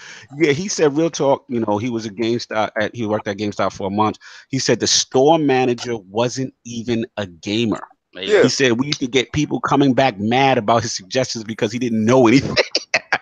Shout out to you. I did see your comment, man. I've heard that. I'm sure there is a lot of cases where, you know, they do exporting and hire people from outside the company because it's easier to run a store. You don't necessarily need to know anything. I'm sure the people that run grocery stores have no clue what. Thank you. Anything about that. Yeah, that's how I feel with GameStop. I don't go in there looking for pertinent information on the next video game. All I know is, like, you know, been to a lot of GameStops, and for the most part, like, when it comes to the management, a lot of them are more informed about games than anyone else in that GameStop. Like, sure, they got certain employees, they especially around the, you know, the seasonal hiring. Almost none of them people know what they talk about. Oh, man, that's a good point. Shout out to Kai Matsu for letting me know about that too. Like, yeah, the seasonal hiring, then for that rush, you sometimes it's some questionable characters telling you what to get and stuff during that time. So yeah, I hear what you said. I want all GameStop employees in the bus. Yeah, it is what it is. If anything, that's not GameStop's fault. That's Take-Two for giving a bad example of their game. I mean, this is the first time people got hands-on of their game. There's no excuse for that. This is Rockstar we're talking about, and Take-Two. You mean to tell me they didn't think that was a good idea? Yeah, I just think, you know, at the same time, I say this. Look, these guys have been working on this game for like 10 years, damn near 10 years. Like, you know what? Let them show off what they want to show off. I have to say, let them be proud of whatever aspect of the game they're super proud of. Like, again, maybe not the right audience for it. Maybe you'd rather have like game journalists in there and show them that sort of stuff, and they react differently to it. I prefer no game journalists either. Wow. Daddy, that's kind of crazy, Cat Daddy. I'm not gonna say it here, but that's kind of crazy. What a cat go in there. But you gotta see what he said last. I'm just not gonna say anything. I'm not repeating that. Oh yeah, Jeff Clutch. This is Blueberry. All right, it's a Blueberry mix. Yeah. Shout out to Dino in the chat too. ILP clan. So yeah, man, King, man, I need you to go on this, man, before we move on. Well, I let me see. Just all right, for the same reasons that they said that they didn't like the demo. All right, and remember again, this is a demo. Yes. So they wanted to show you the blades of grass swaying. I'm pretty sure they wanted to show you the fire physics. They wanted to show you the AI interacting like horseback riding simulator. Yeah, listen, I understand that whole thing, but the main objective to the game, most of the time from traveling point to point A to point B, you're going to be on a horse. You know, so of course you want the horse physics to look right. Didn't we play Last Guardian or whatever that game was? What was that you was on the horse for the PlayStation? And didn't y'all say that Shadow of the Colossus? Shadow of the Colossus. Same little stupid. You mean the horse that's on rails? Right, but if you went from the first time that they did the horse to the remake, everybody was talking about the hair physics, how he moved, how he swayed from left to right. These guys, from what I've seen, and this is the first time that I've seen this, actually put scrotums for a horse in the game. Okay, so I don't know how many games they did that. and this is just giving you a telling sign of the game. If you went down to that minute detail to show that, this game is going to be phenomenal, because they're going to tell you that every part of the game is going to get that same attention of detail. So if you want that type of game, if that game is calling to you, you can go no further. It is going to be the greatest game for you. For me, it's not for me. Okay. But like, I want to speak real quick to what King just said, because go for it. At a higher level of abstraction. So for me, it's the pedigree that Rockstar has. Like, they automatically get an instant pass from me. Like, okay, they've done too much right for me to think that they just gonna mess up on something this epic. And then the next thing that is really attracting me to the title is because of their gaming pedigree, and this is their first true next gen title. I don't see them messing that up at all. Like, GTA was previous generation. Look, this is the actual first next gen title from Rockstar. Look, at the end of the day, there's more Red Dead cult members out there than there is certain populations in the countries. Oh my God. They're still going to sell well. This isn't going to affect the overall. You know, it might adjust sales by like a couple. But what Code is saying, is true. A Rockstar release is an event, and it's an event because they make it that way. They make it that way because they make sure they're not like, and Anchor's gonna kill me. They're not like Bethesda. They're not Bethesda that goes into a hole and comes back out, 6 years later with a game that's just similar to the last one. Hey, I love Fallout 4, but it wasn't Fallout 4 is trash. Yeah, the disrespect, dude. Oh, we'll get into that with the Cyberpunk topic, but they come out and they're pushing the tech forward. They're pushing AI forward. They're pushing interactivity in the world forward. You're going to see things that you haven't really seen before. At least they're going to attempt it, regardless of whether they fail or not. Right. And that's what's exciting for me about any Rockstar release, any Rockstar release. Listen, it may not be for everybody. It's for me. I feel you, so I'll ride with it. I'll finish this thing off. Yeah, man. Listen, I mean, when I first heard, I'm not gonna front, I was dying laughing. I hit Attic last night. I was like, yo, what's going on out here? Like, and I ain't gonna front. Part of this was funny. I know this is Sam's heart. So I had to redo a whole thumbnail for this. Yes, he did. I thought it was. I hit up Code late last night too. I said, look, this is a last minute edition, man. We got to add this one. We got to talk about it at the round table. But look, in context, it's an extended version of that 6-minute thing. It's one mission. I'm not going to go crazy. I thought it was funny, you know what I'm saying? But, also to give context also for the people who were there were many positive people. So it wasn't like all bad. Like, there were people that said, look, man, I thought it was a game of the year contender. There were people who said, that listen, this is the people who are speaking negative are the vocal minority. This is a guy that was there. He says the murmurs and talk of how amazing it looks far outweigh the few people who are voicing negative opinions. They showed off graphics, a robbery. They said it looks gorgeous. The physics were amazing. They said it's easily going to compete with God of War. And he said, I also see Spider-Man, to King's happiness, making the list as well. And I would shout out to Black Static for me. I believe he was on Reddit that actually said that. So listen, at the end of the day, if you love Red Dead, you're going to continue to love Red Dead. I agree with Lord Code.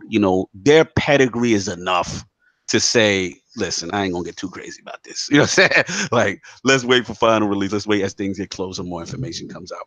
But that's all I have on this topic. We're going to move on. Lord Saw, Cyberpunk business. What's going on? Yeah, so this past week we finally got the gameplay reveal that everybody had seen, that some people had seen at E3 and at Gamescom. Everybody got to finally see it. I just want to know what you guys thought about it. Were you overwhelmed, underwhelmed? Was it exactly what you expected? And beyond that, if you thought it was next level, if it was something really special, do you think that other Western RPG developers have something to worry about with them? Does Bethesda have to look at what they're doing and be like, you know what, we got to step up our game? Does Obsidian need to step up their game? Does EA and BioWare need to step up their game? And what do they need? No doubt. Okay. All right. So Lord Attic, you want to jump in? Yeah, I'll be the first to say I wasn't on this Cyberpunk stuff. They made one game and people acting like they the God's gift to game, but But after that gameplay, man, I'm officially on the hype train. Yeah, let's go. I'm for Team 77 right now, so it is what it is, man. Like they took. First off, I'm a huge fan of DXX, and that is like how the game should have been. Yeah. You saw, obviously the game's not gonna look like that on launch with consoles. That's probably more of a PC build, but I guarantee we won't get much less. But from what they were doing, they were having to where you could capture people and like splice into their network and deactivate everything. If you like, that's what I'm about. Let's go. Yeah, man. Yeah. I'm a stealth person. It seems like that game is like they're going to like. I always felt like stealth games that try to make two approaches. You can do stealth, or you can do just straight up going in there with guns blazing. I always felt like most of them always had the guns blazing higher than the stealth. It's just encourage you to be stealthy. Yes, but this game feels like they have both on both sides equal. Like you can either take which one and you won't be affected by either. All right, and I want to ask this because Cat Daddy, he actually stealing my point that I was going to mention when it got to me, but I'm going to mention it to y'all. He basically said, because there's a lot, I've never played the first one, so I wanted to, a lot of people are mad from what I understand that it's doing first person. So, shout out to Cat. He was like, yeah, motion sickness, he's going to be disappointed. Like, for you guys that have played it, the original, like, does this transition to third person? I mean, to first person bother you guys? There's no original. This is the first one. Cyberpunk, the first Cyberpunk was actually a pen and paper. They're talking about The Witcher. Tabletop RPG. Yeah. But I mean, I guess the comparison was The Witcher, right? Yeah. So The Witcher, I guess a lot of people expected this game to be third person since The Witcher was third person. Right. Their reasoning for doing it first person is they wanted to create a higher level of immersion by having you see through the eyes of the protagonist. So I understand that, and I think it's true in that respect. They want you to feel like you're ingrained in this world differently than with The Witcher, because with The Witcher, you're Geralt, right? So you're living through Geralt. It's Geralt's story. Here, you are creating your character. You are creating your character. There is certain archetypes, but it is you. So I understand that first person perspective. In terms of, like, I know Cat Daddy mentioned like motion sickness. I know they have motion blur things in effect where it kind of limits that for people. I hope they do something to kind of stave that off. But or he can take a pill and just play the game. Oh my! I'm sorry, I have to agree with King. Like once the people that didn't like first person that played The Witcher. I mean, third person that played The Witcher. I mean, if you don't want to play this game because it's first person, guess what, Cat Daddy? Don't play it. No, he's talking about actual motion sickness. No, I see a lot of people that don't want to play this game because it's first person. Like, I get it. This whole generation, third person has dominated. Right. But maybe we need that push that someone like a competent developer, like this Project Red, making a first person to push the whole genre forward. Pill popping here. Yo, I mean, you're not wrong. I mean, I'm not saying you're wrong, but like they actually, it's an interesting subject because they spoke to the CD Projekt Red about this, and they said they are aware that many fans, they're not fans of it being in the first person perspective, but he stood on his square, and he was just like, if he feels it's a small number of people, obviously we can't play it for a variety of reasons, but he's doubling down and saying that, look, man, they're going to continue to leave it this way. You know what I'm saying? They're not going to change. Yeah. So literally they just had that conversation. I'll jump in. Man, like I got a chance to finally, it's 48 minute demo. Looked amazing. I mean, this thing, regardless, like whatever this thing turns out to be, this is built for me. You got sci-fi, you got cybernetics, the future. But is it on the Switch? Switch will blow up trying to do this. So the thing that got me, Lord Cold, and the thing that got me, Lord Sav, is the cities. Like just that density, right? Because you had all the people. Like, to me, you know what it is, King? It felt like, from the way they did the city, felt like the evolution of Shenmue. Like, they had people crossing the street. It was not all of that y'all are talking about. It's Deus Ex mixed with GTA. Fallout. GTA. So with GTA World, I mean, it's a mashup. Just like Optimus Cole said, there's games that came before that left the blueprint, right? But I'm pretty sure all these people that's tripping all over this, they losing their mind. They probably didn't play Fallout. They probably didn't play Deus Ex, which is a phenomenal game. Right. And I mean, go and play those games. A lot of people didn't even buy Deus Ex because it's so really bad. And that game is already in the store. It's already there. I'm not gonna do 2 hours. To hell with that. I'm not doing that. But I sat there and I watched probably 15, 20 minutes of it, got a gist of it, and I'm gonna buy the game. Yeah. Because are you gonna beat the game? That's the question. You know what's crazy? The crazy part about it is from a day-to-day basis, and I love the fact that you're concerned with what I beat. Look how easy I could derail you off the topic. And I'm gonna look at you and stay paused. But at the same time, if I beat it, I'll send you a memo. If I don't, I'll send you a memo. But as long as I get the memo, that's fine. Just make sure that you're able to get the game to play the game. I'll have the game. Shout out to Funky Punch. He said, "Yeah, I'm definitely gonna rock." Shout out to DJ Singh. He said, "Oh my God, referencing Shenmue again, bushes." Listen, you gonna put some respect on Shenmue name, Singh. Yeah, no, you don't have to. I'll give you permission. Y'all gonna put some respect, because if it wasn't for Shenmue, y'all wouldn't be seeing all of this level of city interactivity. And that's cool. It should have stayed in the past where the bushes. Well, you wouldn't have it if it wasn't no past. He still put it in the past with the bushes. It needs to be in the past bushes. It didn't need to come in the future. That's the problem with young bucks. I don't do the history, but like I would say, I'm very excited about it, man. This thing, it really is to me. King, I hear you. I'm not saying it's doing something never been done before. I'm not saying that. What I'm saying is there's certain games that come along, and Breath of the Wild is one of them, where I consider it a marriage of all these great systems. You know what I'm saying? From other games that just make this game really dope. You know what I'm saying? Sometimes all it takes is a company doing features that another company did correctly. And correctly and polished. And the thing is, it's elevated. It's a multitude of things. There's no loading. And the thing that got me is, and we're going to get into that on the next topic when I talk about Anthem, is they got the dialogue choices that affect how the game goes. Like for instance, the one thing, that's my wave. You know what I mean? So I'm in. Continue at it. The one thing I want to point out is, a lot of these first person, besides Deus Ex, like the main character doesn't have a voice. Right. And like this shit, like obviously I saw the chick version. Yeah. Like it made it seem like they put a lot of time in dialogue. And if you can make you can make the worst game average if it has a good dialogue. Yeah.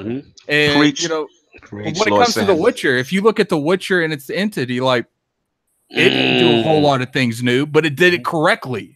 Yes. Hold on. 2 comments in the chat. I gotta get that real quick. Jonathan B, stop it. Shenmue and Rise influence every game ever. You gotta stop. No, man. Rise influence Shenmue. Facts.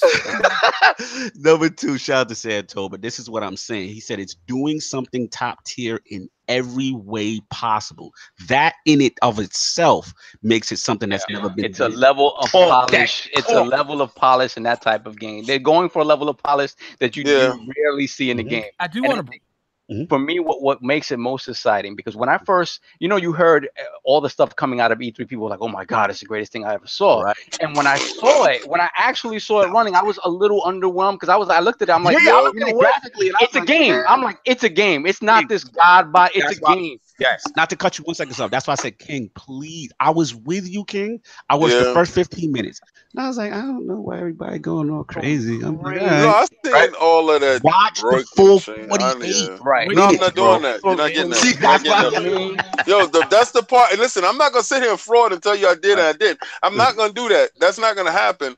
But what is going to happen, I'm going to play the game. I saw enough of the game to justify people's excitement. Like, oh my God, this is it. And they're going to take every criticism from those other games that I talked about, Deus Ex and Fallout, and they're going to sharpen it still. They're going to polish it. They're going to get it nice, and they're going to push it out the door for you. So yes, you're going to, because of those games that came before it, they're going to give you a top tier game. What I'm trying to say is Take your behind. Don't wait for the game to come out in 20 whatever the hell. Go out and buy those other games, which is probably on sale right now, and get a feel of these games so you know exactly what you're going to be playing in the where future. it comes from. Yeah, Exactly. I mean, Yes. and I think the most important thing for this game and where it's next level, where it's attempting to be next level, is in that world immersion and that AI. I think when you talk about Cyberpunk, you talk about being like linked I into can't really everything, comment like, on the world immersion because like we haven't seen enough to really we comment haven't on seen, that. but that's what they're going for. Like that's that's the thing that they're going for. The creator, you want to create a world that feels like it's lived in, right? And to do that, like especially with a topic like Cyberpunk, because Cyberpunk is so reliant on like future tech, androids being jacked into everything. I love that. If you create a world where all those rules actually apply to the gameplay, that's crazy. The doctor scene in the chair where she went with the upgrade. Oh, Also, man. I gotta say this, right? They didn't show a boring whack horse nut trailer, right? So we can't say, oh, we upset they didn't show more immersion of the horse nuts in the world. I just got one and serious question straight for you. action. I You know, got they one showed serious straight question action. for you. Go ahead, man. Just it's a serious question. Here When's we that go. Switch version getting announced? So Why are we badgering the Switch? That got nothing to do with this. Yo, the Switch is gonna put out Mario Cyberpunk 2020, whatever, and you gonna have to play that one. Shout out to Jonathan B. He said the Switch couldn't even run the menus. That's what I was gonna say. At the loading screen, it would blow up. Then we gotta get codes outlook on it. Yeah, we gotta get code into this. Code. What did you get it? Let's Code? go. Did you get a chance to see the Cyberpunk demo? Oh, absolutely. Yes. Okay. Absolutely. I what'd was you think? actually at work watching it. I mean, I'm impressed with the amount of technical prowess that I've seen in the game, all the different subsystems that they have interacting together. I am very impressed with the game. Not to mention graphically, I like the theme, the sci-fi theme. And like everybody said, I was impressed. Deus Ex was like phenomenal, and it's a shame that people don't really understand how dope that game is.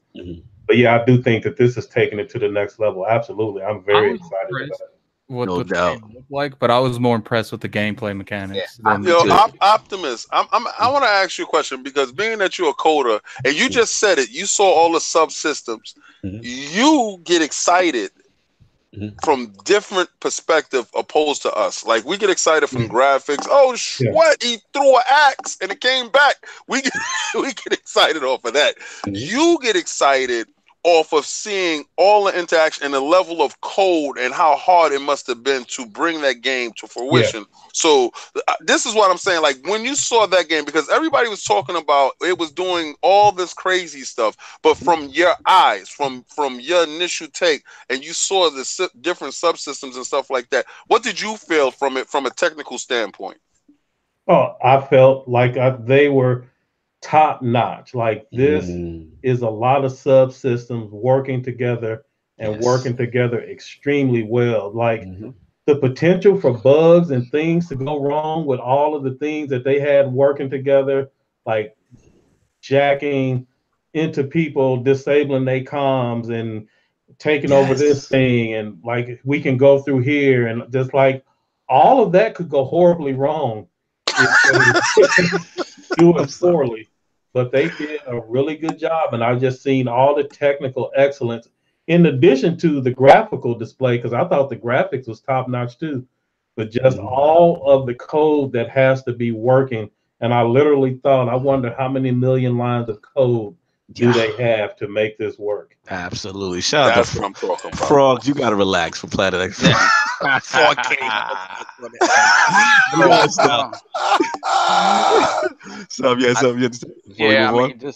Just real quick. I think everybody, Western developers, RPG developers, got to be on notice, man. Shout out, baby.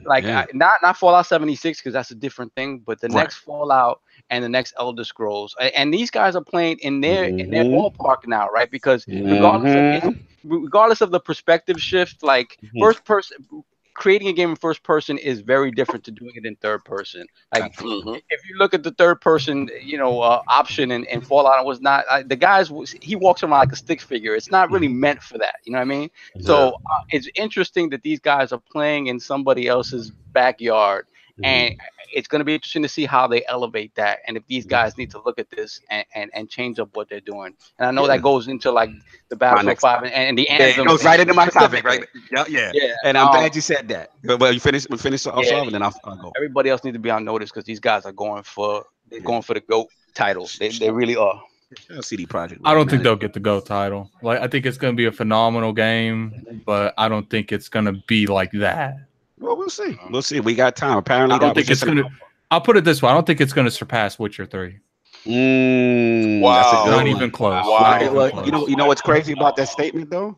It's the same people, right?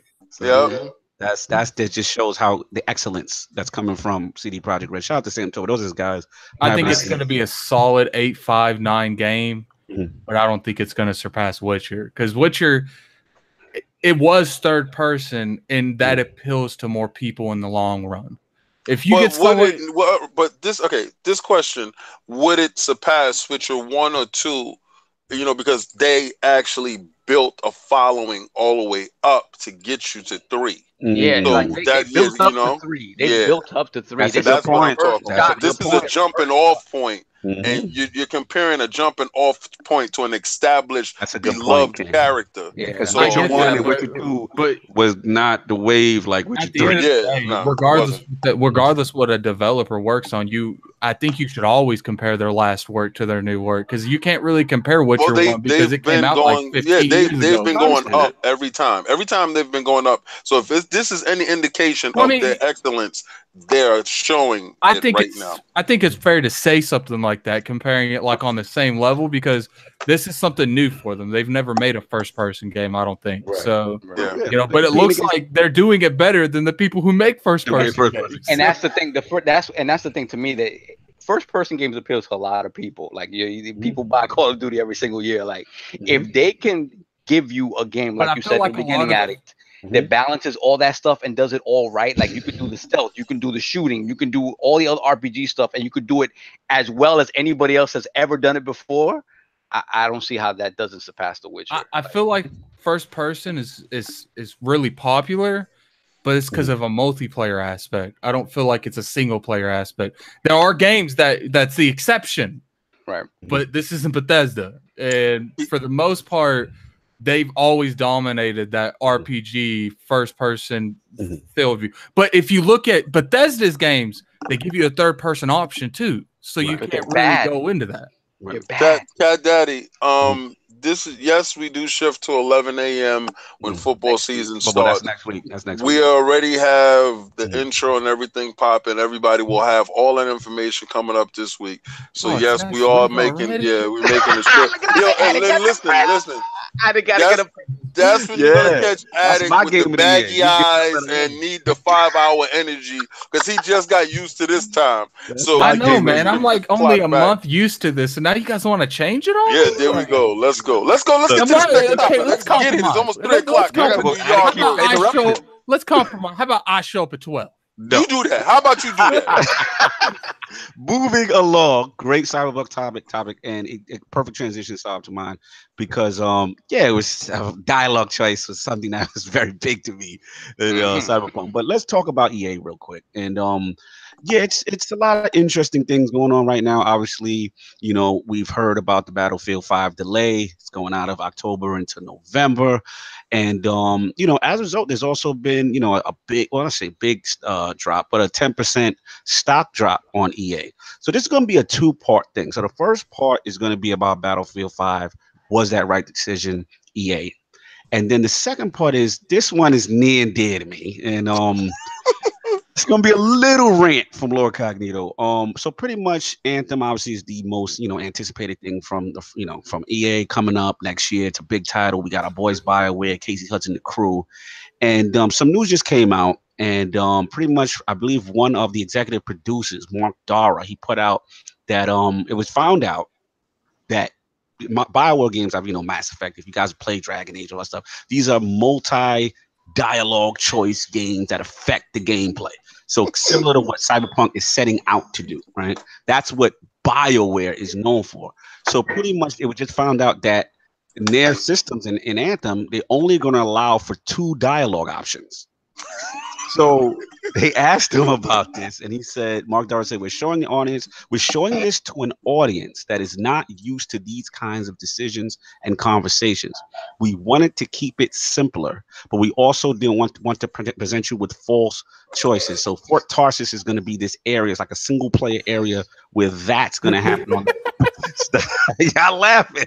Wait, hold on. I'm sorry to interrupt. You said they pulling a Destiny right now, right? Like, we wanted to build as many people as possible. Oh my God, you on it, Addy. You on it. You know where my heart is when I heard these statements.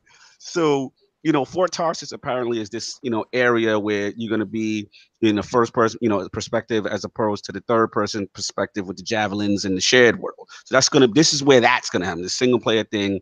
And he just, it's clearly not going to be just another BioWare RPG. So I want to bring this to the Lords. Part 1, Battlefield 5. Is that the right decision? Part 2, Anthem dialogue choices and quote unquote simplification of dialogue choice. So let's start with Lord Code. What do you think about both of these things? Battlefield, I don't really have an opinion. I don't. Mm-hmm. So I look at a lot of I guess you would call it the gaming community, and especially a lot of the news from the crumb side, let's just say. Mm-hmm. And so let me see, how can I put this? So I'm not affiliated with Sony in any way. Okay. I'm NDA talk coming. I'm not affiliated with Microsoft in any way. I'm not affiliated with Nintendo in any way, zero form or fashion. Okay. But I do write software for billion-dollar organizations. And a lot of the code that I write, a lot of y'all probably use every day, but like our company, because we're consultants, so we don't put our name on it. People hire us to write software for them. Facts. So I write software for a lot of people, a lot of big name people. And I'm often have to meet with the clients. And one thing that I will say for sure when I look at this gaming community is none of you people could ever run a successful gaming business because the ideas that you have and like, this is what they should do and when, and this is a good idea, bad idea. All you looking at is like what you like and what your personal preferences are. None of those are valid for running a business. That's real talk. Billion-dollar business. So one thing I hate, having lived, let's say, a hard life or let's just say a somewhat shady background, is I hate when I'm watching TV and it's some criminal or some heist going on, and somebody that I'm watching TV with try to say, all they have to do to get away is that. All they have to do is that. You don't like the all you got to do, Lord? You don't like that, Lord? Like, you don't like criminal. Like, you don't know what you would do. You don't know what it takes to be a criminal. All your little suggestions are from you sitting there on the couch. Like, your opinion has no weight. Anyway, that being said, backseat driving. The gaming advice that these game players try to give these companies is like laughable. It's like, why would they ever listen to you? Other than the mind share that they want, for public perception. But as far as making business moves and business deals, like people laugh at Microsoft that they losing this generation or whatever. Like, do you understand business and how it works? So I've been in meetings and I've been in with these clients and these organizations, and we would embarrass ourselves trying to give these people business advice. I'm saying all that to say this. If EA has determined that the release window for Battlefield needs to be something different than what it is, I guarantee you a lot of research has gone into that, and they have deemed it is in our best business interest to move this. And for no other reason. And I don't have access to that information, so I can't second guess it. If they have decided this is what they need to do, then yeah, I'm pretty sure that that's what they need to do. I have something to say. You're up next. At the end of it, we got to get the second part of Code. I apologize, but Attic, go in now as far as your response, and then I got to bring it back to Code. I've always said from day one, you guys have always said, like, it's harder to run a company than it is to take opinions on a company. But at the end of the day, EA has been doing a lot of missteps here lately. Like, right, that's correct. They messed up Respawn's game because that game sold really, really bad. Even the director of Respawn, they mentioned the sales, and he's like, "Yeah, no help from EA." They dropped the ball with Battlefield because they had a developer come out openly and tell the consumers that are supposed to buy their game, if you don't like it, just don't buy it. Like, right. They called them. They called them in. What did he say? They said that, like, he didn't say that they were stupid, but he said they're uninformed, like they're miseducated or something to that effect. You never tell consumers that. He was frustrated that day. Frustrated, because of the backlash because of a female being on the cover of Battlefield 5. And then you look at Bungie. Like, Bungie thought they had everything, all their I's dotted, all their T's crossed, and then the Destiny 2 dropped. And they're like, okay, maybe we should have listened to the community. Like, sometimes see how it is they do all these stats. They say, okay, these are what people want, but the problem with how the industry works is it's constantly evolving. People forget that these games are made from 3 to 4 years at a time. The way that they made this game and their visions 3 years ago not necessarily is how the industry is going today. I mean, that's all true. And this, we can probably have like a whole nother topic on this, but Addict, so what you said is certainly true and it has weight, but it's the difference between hindsight and foresight. It's easy to look back after something and say, this is what I should have done. And if organizations could do that, they absolutely would make every move perfect. But all they can do is look at what's available to them at the time. And just like in the NFL, I don't know if y'all outlawed NFL talk or not, but no. That's well. The Lord's bending me to NFL because we will be changing our time to 11 a.m. next week. All right. Well, there's a popular topic for coaches in the NFL that goes, if you're an NFL head coach, if you listen to the fans, you'll be sitting with them. Because I'm not saying listen to the fans. That's educate Addict. Educate them. No, Addict is making some good points. I said, like, I didn't say listen to the fans. Listen, I'm saying Addict is his boy. He ain't gonna go too hard on Addict, but I will. All I'm saying is sometimes what you think is best for the game isn't best for the game. True, absolutely true. I agree. They had to move that game anyway. People have been saying it for years. And it goes to the hindsight. Like, sometimes common sense supersedes business sense, right? And in this instance, common sense. When you see what they did to Titanfall 2, right?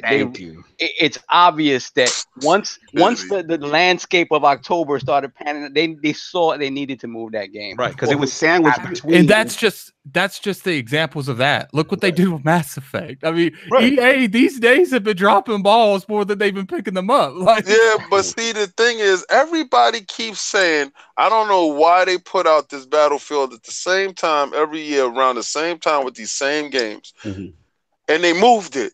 When Microsoft did it with Crackdown and they moved it, listen, they know I'm not gonna sell here.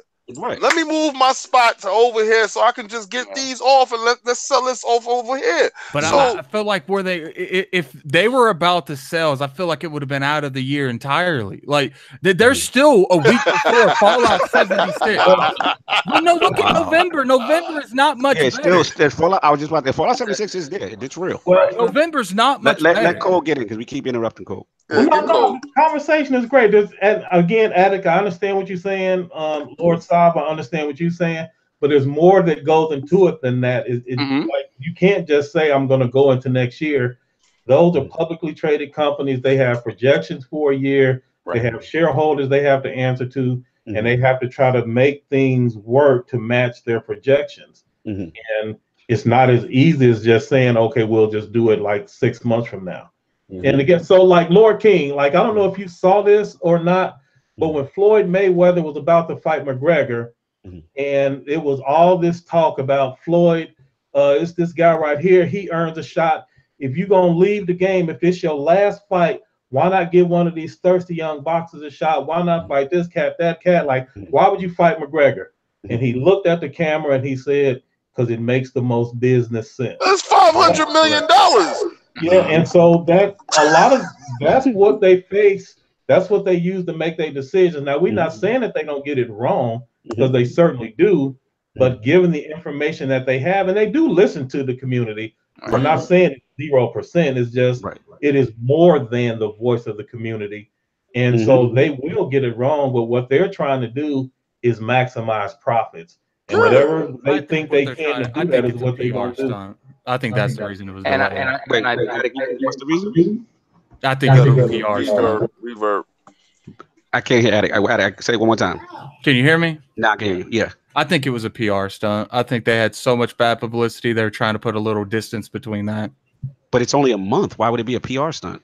Well, see, Al, if you look at they did the comparisons to Call of Duty. They're usually around the same ball game. Like the pre-orders are like 85% down than what they normally are. Like, okay, so what does that got to do with a PR stunt? Well, see, I think Red Dead is involved in there somewhere. Man, there's too many good games coming out this year. I honestly would have told them ship it to next year. To be honest with you, that 85% down, that 85% down is because you already put your money down on pre-order. People have been pre-ordering games a year out now. This is so stupid. Even if you look at it from next year's standpoint, like. It seems like next year, the first couple of months are really crazy too. You can't really move next year either, because you got Anthem, you got Division, you got, well, I don't want to say it because chat gonna laugh, but Crackdown. Like, you got a bunch of things, all at Metro, I believe.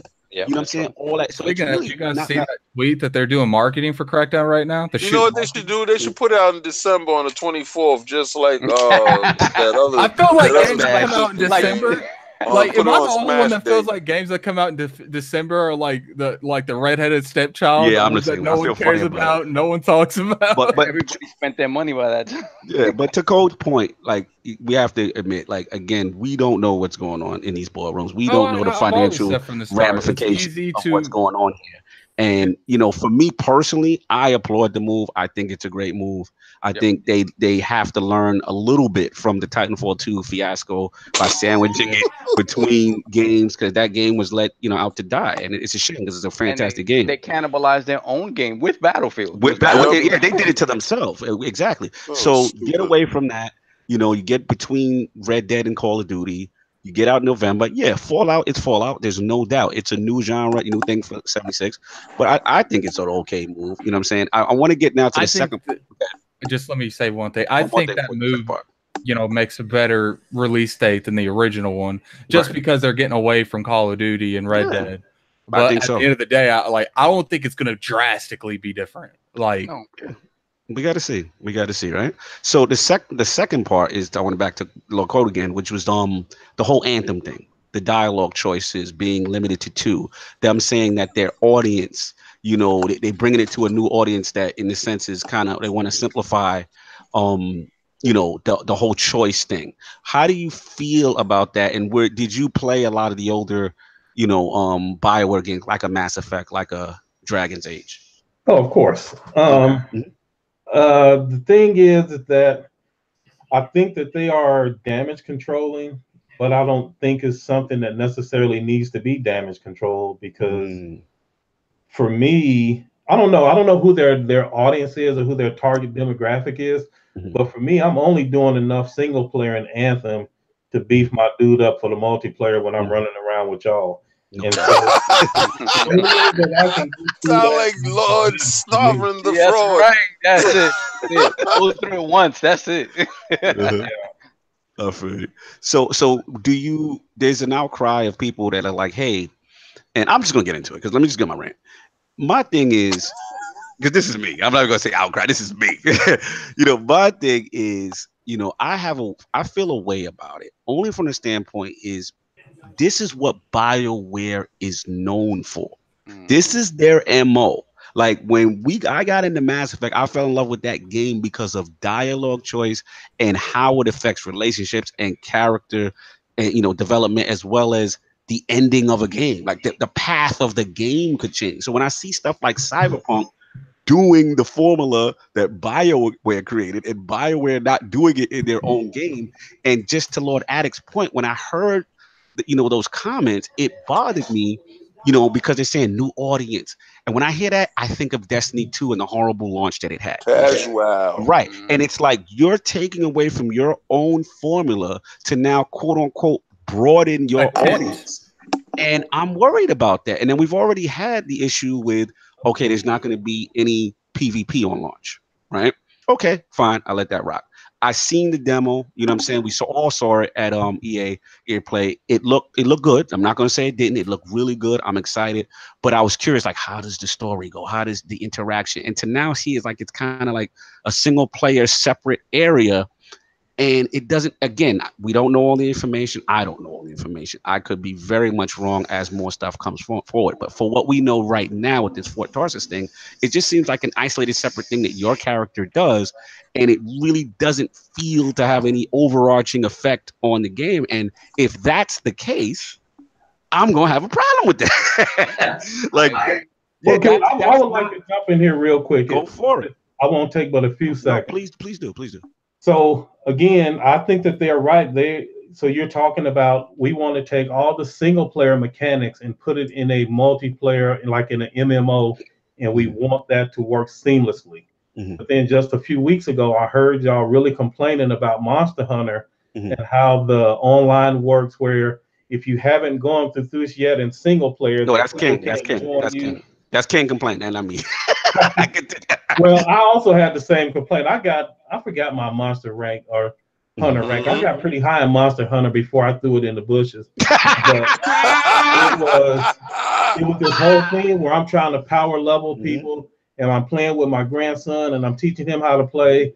But I gotta wait because he got to see this cutscene first. He has to do all these dialogue choices, and so for me, like, even though Monster Hunter was great and I really liked it, it demonstrated how when you try to merge too many things that aren't a natural fit, it can just be a big inconvenience. So for me, I'm looking at Anthem as a MMO, and a single player is just some little bonus thing that I may or may not get to. Right. But it seems like you're looking at it more as the single player RPG that you after, and it has somehow been lessened because you won't get that full experience. No, I feel like that's fair. Let me rebut, and I got you at it. Here's the thing: you are correct. It is a different style of game, right? This is an MMO world shared shooter. I understand that they may not be able.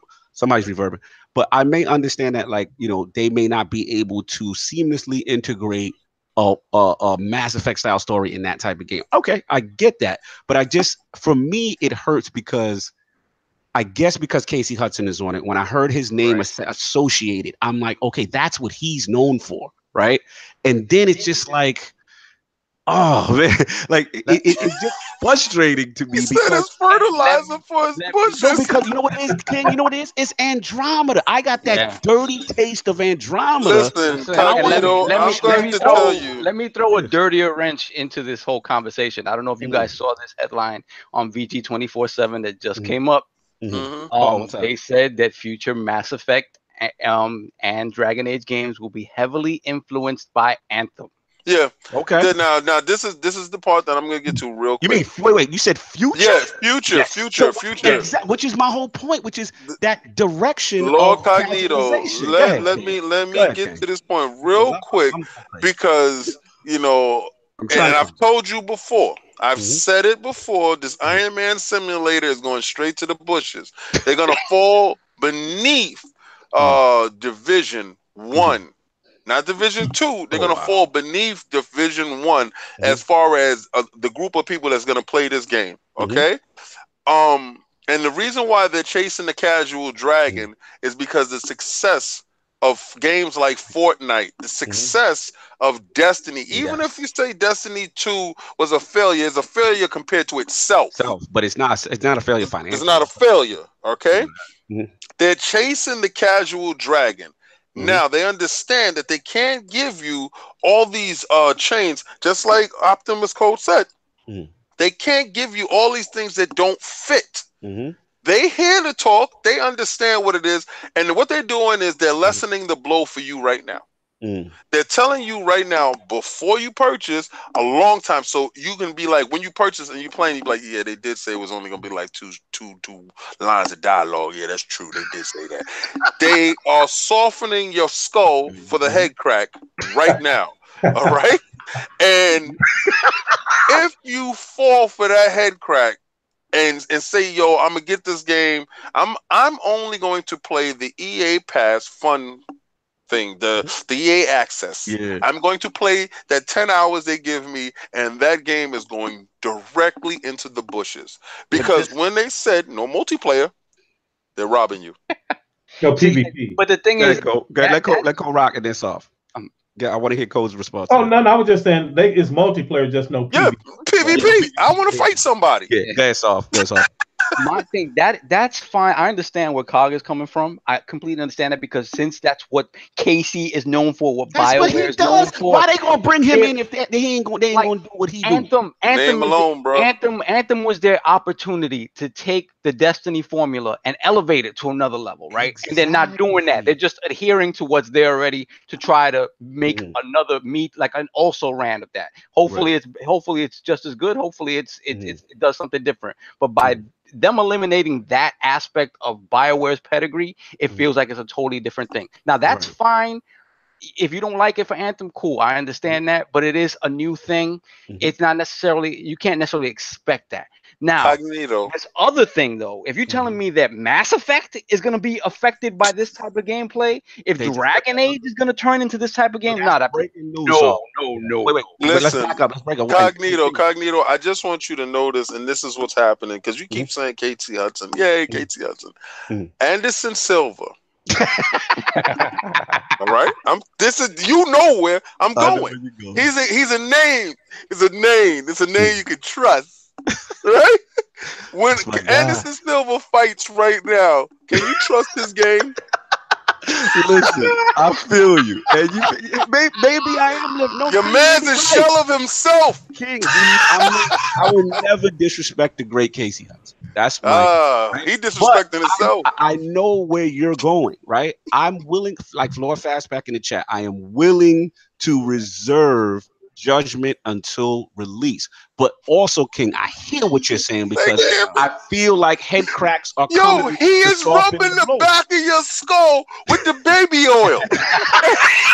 He's about to It's just, but again, it's just not the game. It may be a good game. It just may not be the game for me based on my assumptions coming in on what was assembled. That's all I'm saying. I'm going to get the game. Said. Yeah. I'm going to get the game. It's just one of those things that I'm like, okay. And again, when I hear terminology like, oh, this is a different audience, we're simplifying it. That's not used not used to those kinds of decisions and conversations. It just feels, it doesn't feel right to me. All I want to say is, if you guys don't think if this game is insanely successful that it's going to affect Dragon Age in them, I think it will. Oh, absolutely. They said as much. They said as much. No matter what, success or not, this formula is being used in what we consider to be proper RPGs, Mass Effect and Dragon Age. That's disheartening to me. I don't care how you look at it. That's disheartening to me. And I realize that the Mass Effect formula has gotten more casual friendly from the first one on, but still, like to make it this type of game. That's not what I want out of Mass Effect. And it still may be successful, and it may follow the Destiny for it may be fantastic. It's just a different game. That's all I'm saying, and that's all I got on my rant. If anyone wants to jump in, I'm good. We're good. Code, you good? Addict, you good? All I have to say is Anthem go in the bushes. Wow. And like every time I hear more about Anthem, I'm like, it's bad news. Like it's what? Bad. Like literally, like every time we've heard something about Anthem, it's not like a cool trailer or anything like that. It's what's funny is they show this cutscene, and the same people that are complaining about Destiny's story are the same people hyping this stuff up. And I'm just like, look at this game. Oh, it's got a cool cutscene. Guess what? Destiny's got cool cutscenes. that's the part that kills me. The same people that are hyping up that story, the story trailer that just launched, because I almost did a reaction to it, but I was like, nah, that's not for me. That they can keep that. But so I'm seeing this story, and the same people I'm seeing that's completely over this game. They're like, oh, it's going to be amazing. It's going to be the greatest thing ever. And I'm just sitting here, like, I'm sitting here watching these same people. That Cade expansion that just came out, that trailer's way better. Sure, it's an established brand that has characters that people know, but I'm sitting here looking at the same thing like, it's got story trailers too, but for some reason one's okay and the other one's not. Listen, I feel you, man. And I want to shout out to Anthem before we move into the last couple of topics. He said, everyone's so heated over Bioware and their franchises will want to keep their eyes peeled next week. Lord Editor with the exclusive. Something's coming. We gonna talk behind the scenes. And yes, King, shout out to Potentially Perfect in the chat. Yeah, I feel like they got the baby oil on the back. They greasing the back of their head up. Pause.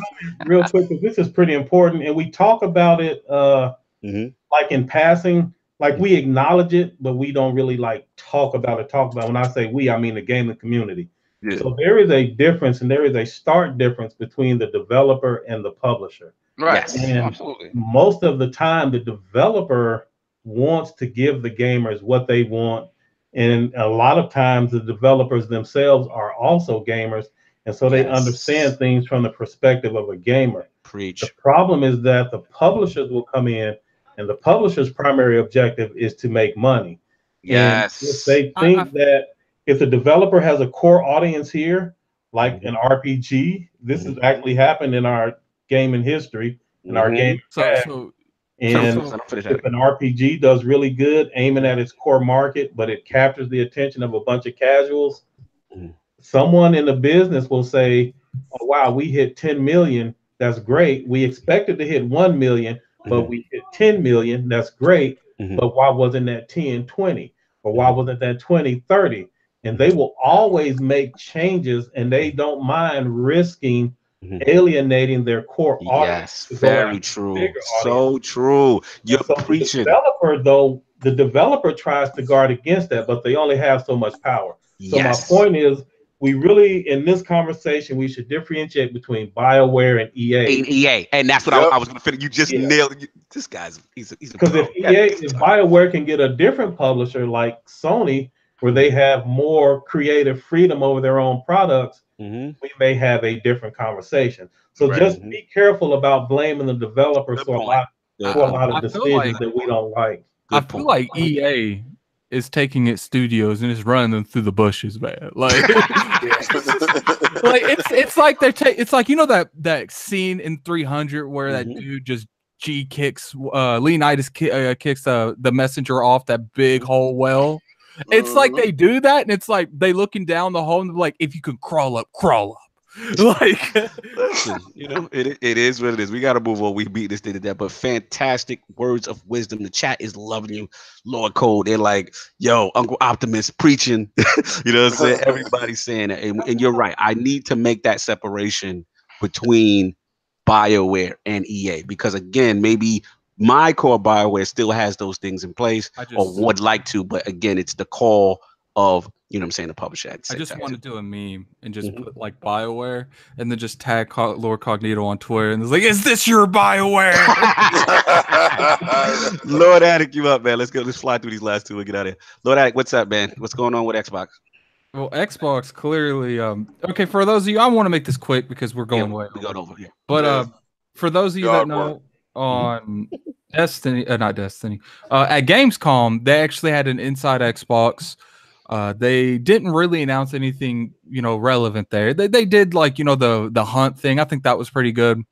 You know, we obviously, if you want to, you can look at last week. We went pretty detailed, I think, into, but you know, so we're not really talking about Inside Xbox for say. I'm talking about the announcements they made afterwards. The All Access, and they announced the white Elite controller. Yes, I kind of feel like that should have been an Inside Xbox. Like, I just don't understand where you're going to spend 15 minutes talking about something that no one cares about, like assembling an arcade machine.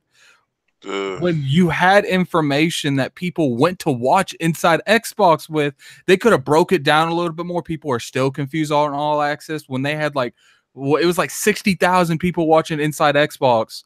That's where they could have made this confusion more, not confusing. I'm confused with this. Are you talking about All Access, or are you talking about the controller? No, and both of them. I'm saying that those should have been on EA. Those should they weren't targeting that market. They weren't targeting that market. Like they weren't. All Access wasn't going to target that market, so it didn't make sense for them to talk about it. I get that, but at the end of the day, okay, maybe not the All Access, but why was it the controller at least there? I don't know. I don't know. It doesn't make sense because that was the platform. Yeah, like I just feel like the All Access thing. That's not a Gamescom. I forgot about the whole Germany thing. Yeah, but that's cool. But why wasn't the controller? Didn't they show a whole bunch of them fake custom systems with the bundles that they were showing? The box tickets? But we're not talking about this is what I'm talking about because value of Inside Xbox. Established, so that's we know that's in the bushes. But what I'm saying is they showed. I don't know how many fake custom systems that they showed. They showed like 4 or 5 of them, right? Mm-hmm. Yeah, they show like 4 at least. No, they show any custom. They just show they show one semi-custom. Yeah, them packing different brown boxes. Yeah, but brown box. There was one that was like a brown colored. It was. Yeah, no. But I think to that point that got left on the cutting room floor. I think they were saying that the bundles was more important than actually talking about that one controller, because I think the controller could have been thrown in there with the white system, but then again, I think they wanted to push those fake custom systems. I feel like just little stuff like when they're announcing the new custom things that's on the store, and they're like, and you know what else? Right now, or whenever they're going to announce it, we're actually launching an Elite controller. Like, I just don't like why you save. Nobody wants that old model though. That old maybe they took it out because people thought it was a new version, and that's the reason they took it out. But at the same time, it's like you're going to announce it on Twitter. Like, you're gonna let Major Nelson announce it on his website. It's like, but you built this platform to announce stuff. I feel you. Shout out to JD Gamer. He said Larry didn't want to pull out the white gloves on the white controller and get dragged by the internet again.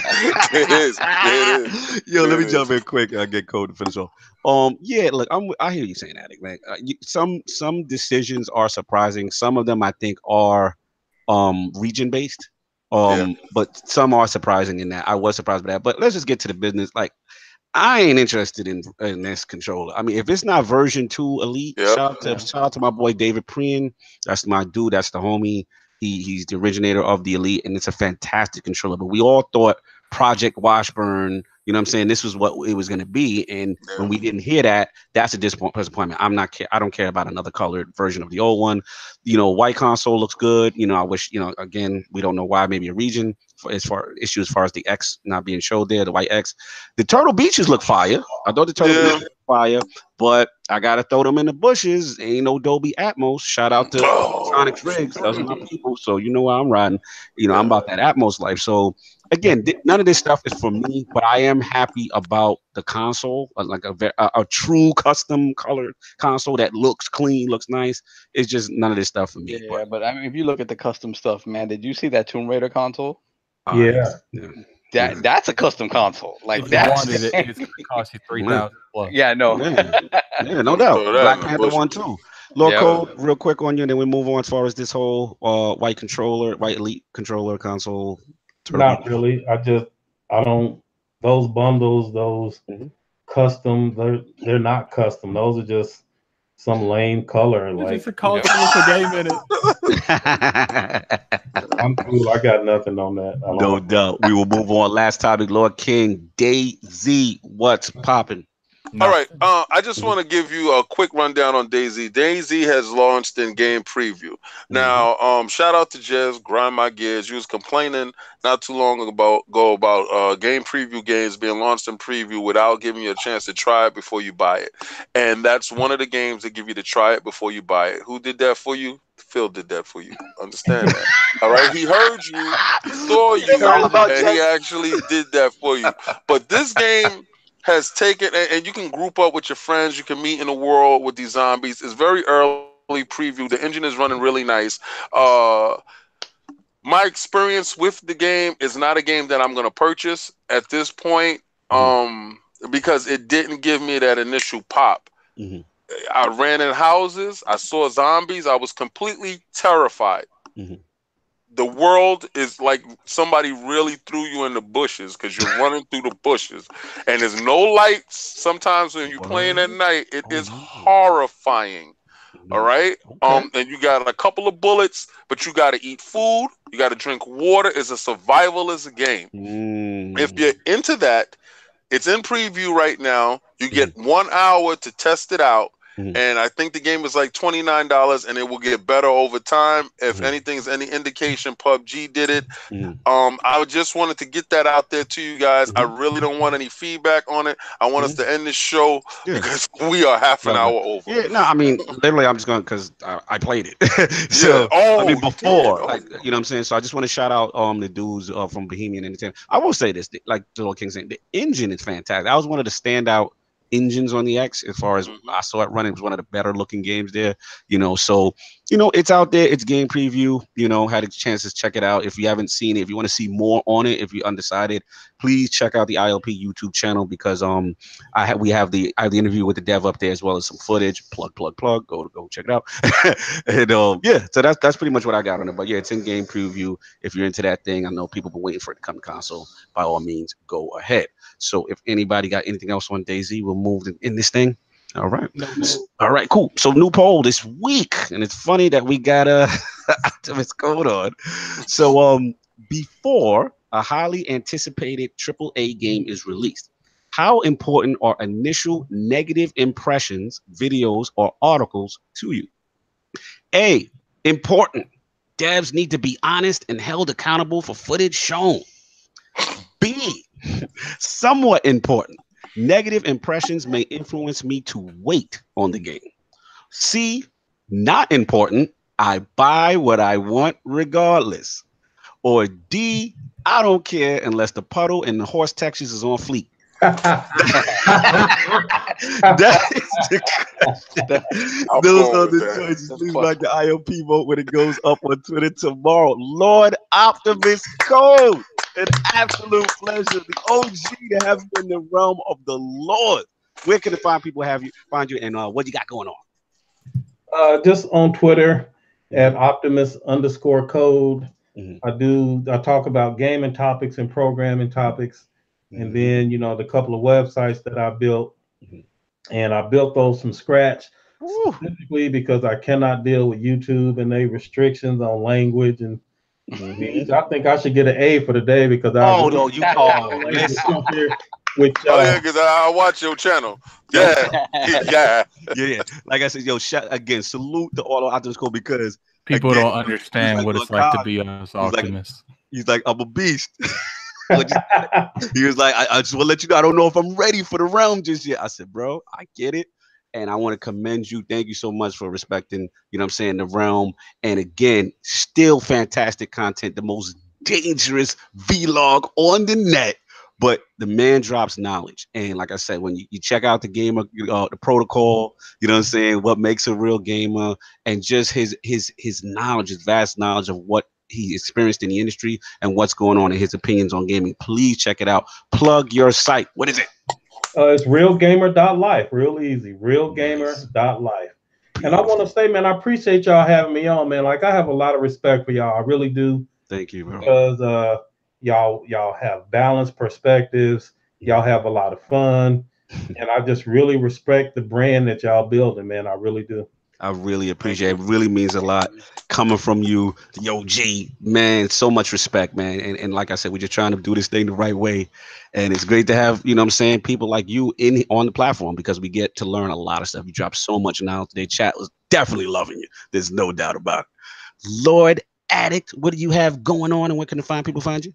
I'm about to release a video tomorrow. I'm not going to say the name. I'm just going to let that be a surprise. But, definitely, catch us weekly every Sunday at 11 p.m. 11 a.m. a.m., bro. Tomorrow, the Lord's bend the knee to football. You can catch the ILP next week at 11 a.m. and Lord Addict at 12 p.m. No, I'll be here next week. And shout out to our wonderful guest. Here is his Twitter. I will put it in the comment section. Yes, Definitely please. go follow him on Twitter. Yes, please. Very entertaining guy. You guys don't understand what it is like to have a very R-rated mouth and come on this show. It's not easy. He mentioned you too. He's like, I know Addict be wanting to cuss. I know. Yeah. For those of you that see me on Planet Xbox, you know that I'm very different on that one, just a little bit. So once again, definitely appreciate everyone for coming by. We had up to like 85 people in here.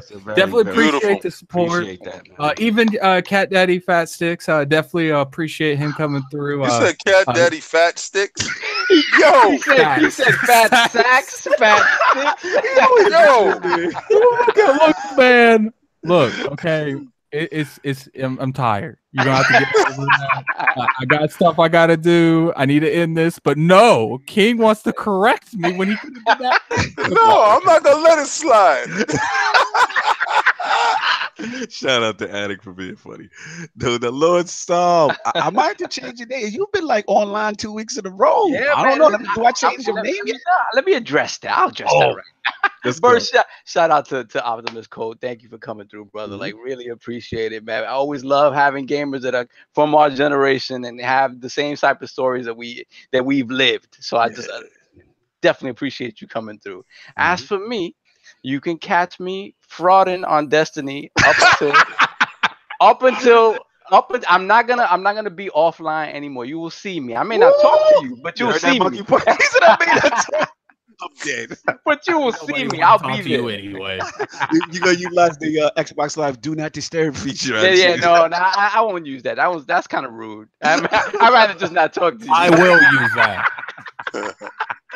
But you'll catch me frauding on Destiny until Spider-Man is in my hands, until Tomb Raider is in my hands, and then I will disappear as I always do. No doubt. We already know that Spidey coming. Lord King in the realm, hilarious as always. Where can people find you? Yo, first and foremost, I would like to salute the OG. Facts. Because a lot of stuff that he talked about, y'all didn't. If y'all watch the podcast over again, I want you to please listen very closely to the gems that he was dropping. He said his daytime life was very different from his nighttime life. Yes, and coming from South Bronx, hanging out with my cousin took me from that nighttime life, and we had EA. So when he's saying EA and he's saying Lakers versus Celtics, and he's saying stuff like that, that saved that arcade story from, he had was lit. Yeah, it saved people from different things. So I respect and I salute you 100%. When you send me the DM and you was like, yo, check this out, I value your opinion. I was like, let me check it out. Soon as I checked it out, I hit Cognito. I said, yo, he is probably the most hilarious dude that I've seen. And I loved it instantly. So if anybody's not watching this channel, please get over to his channel and watch his channel right now. Optimus Code is just like y'all hear me in chat, I'm not the same. This is for the kids, all right? This the ILP is for the children. We embrace the casual. We embrace everybody. Do not get fooled and think this is the same king that you get in Destiny on chat, because it's not the same guy. All right, I want you to understand that part. Listen, facts. And like I said, again, salute to Lord Code for, like I said, admonishing the code and just like I said, just submit to the realm of the lords and just being cool. He threw his corporate suit on today, so to speak. Oh yes, it was beautiful. He was in a business meeting. Yeah, he was in business mode, and I love that, man. That's dope. But yeah, man, I just want to again salute. We got a lot of things going on. Obviously, attention, to Lord Addict's chagrin. Starting next week, the NFL laws will be switching to 11 a.m. Eastern Standard Time. Probably doing that to the beginning of the new year before we switch back to our original schedule. But the Lords must bend the knee to fantasy football and the NFL season. It's going down. next week. We got that. And of course, I want to shout out the stream team real quick. Again, all the members of the stream team. But El Boogie, Super G, Nintendo, exactly, Snaldo. All right, listen, follow Snaldo on Twitter, y'all. This Friday, he's got a giveaway going on. He's got some copies of some games going on. I believe if you're on Steam, he's giving Scum away. So it's going to be Friday night. He's going to be doing that 7 to 10. So please join that stream. Even if you're just trying to get the free game, get in that stream, man. He's doing giveaways. He's going to be popping. Snaldo. It's SNA. I can't always butcher his name.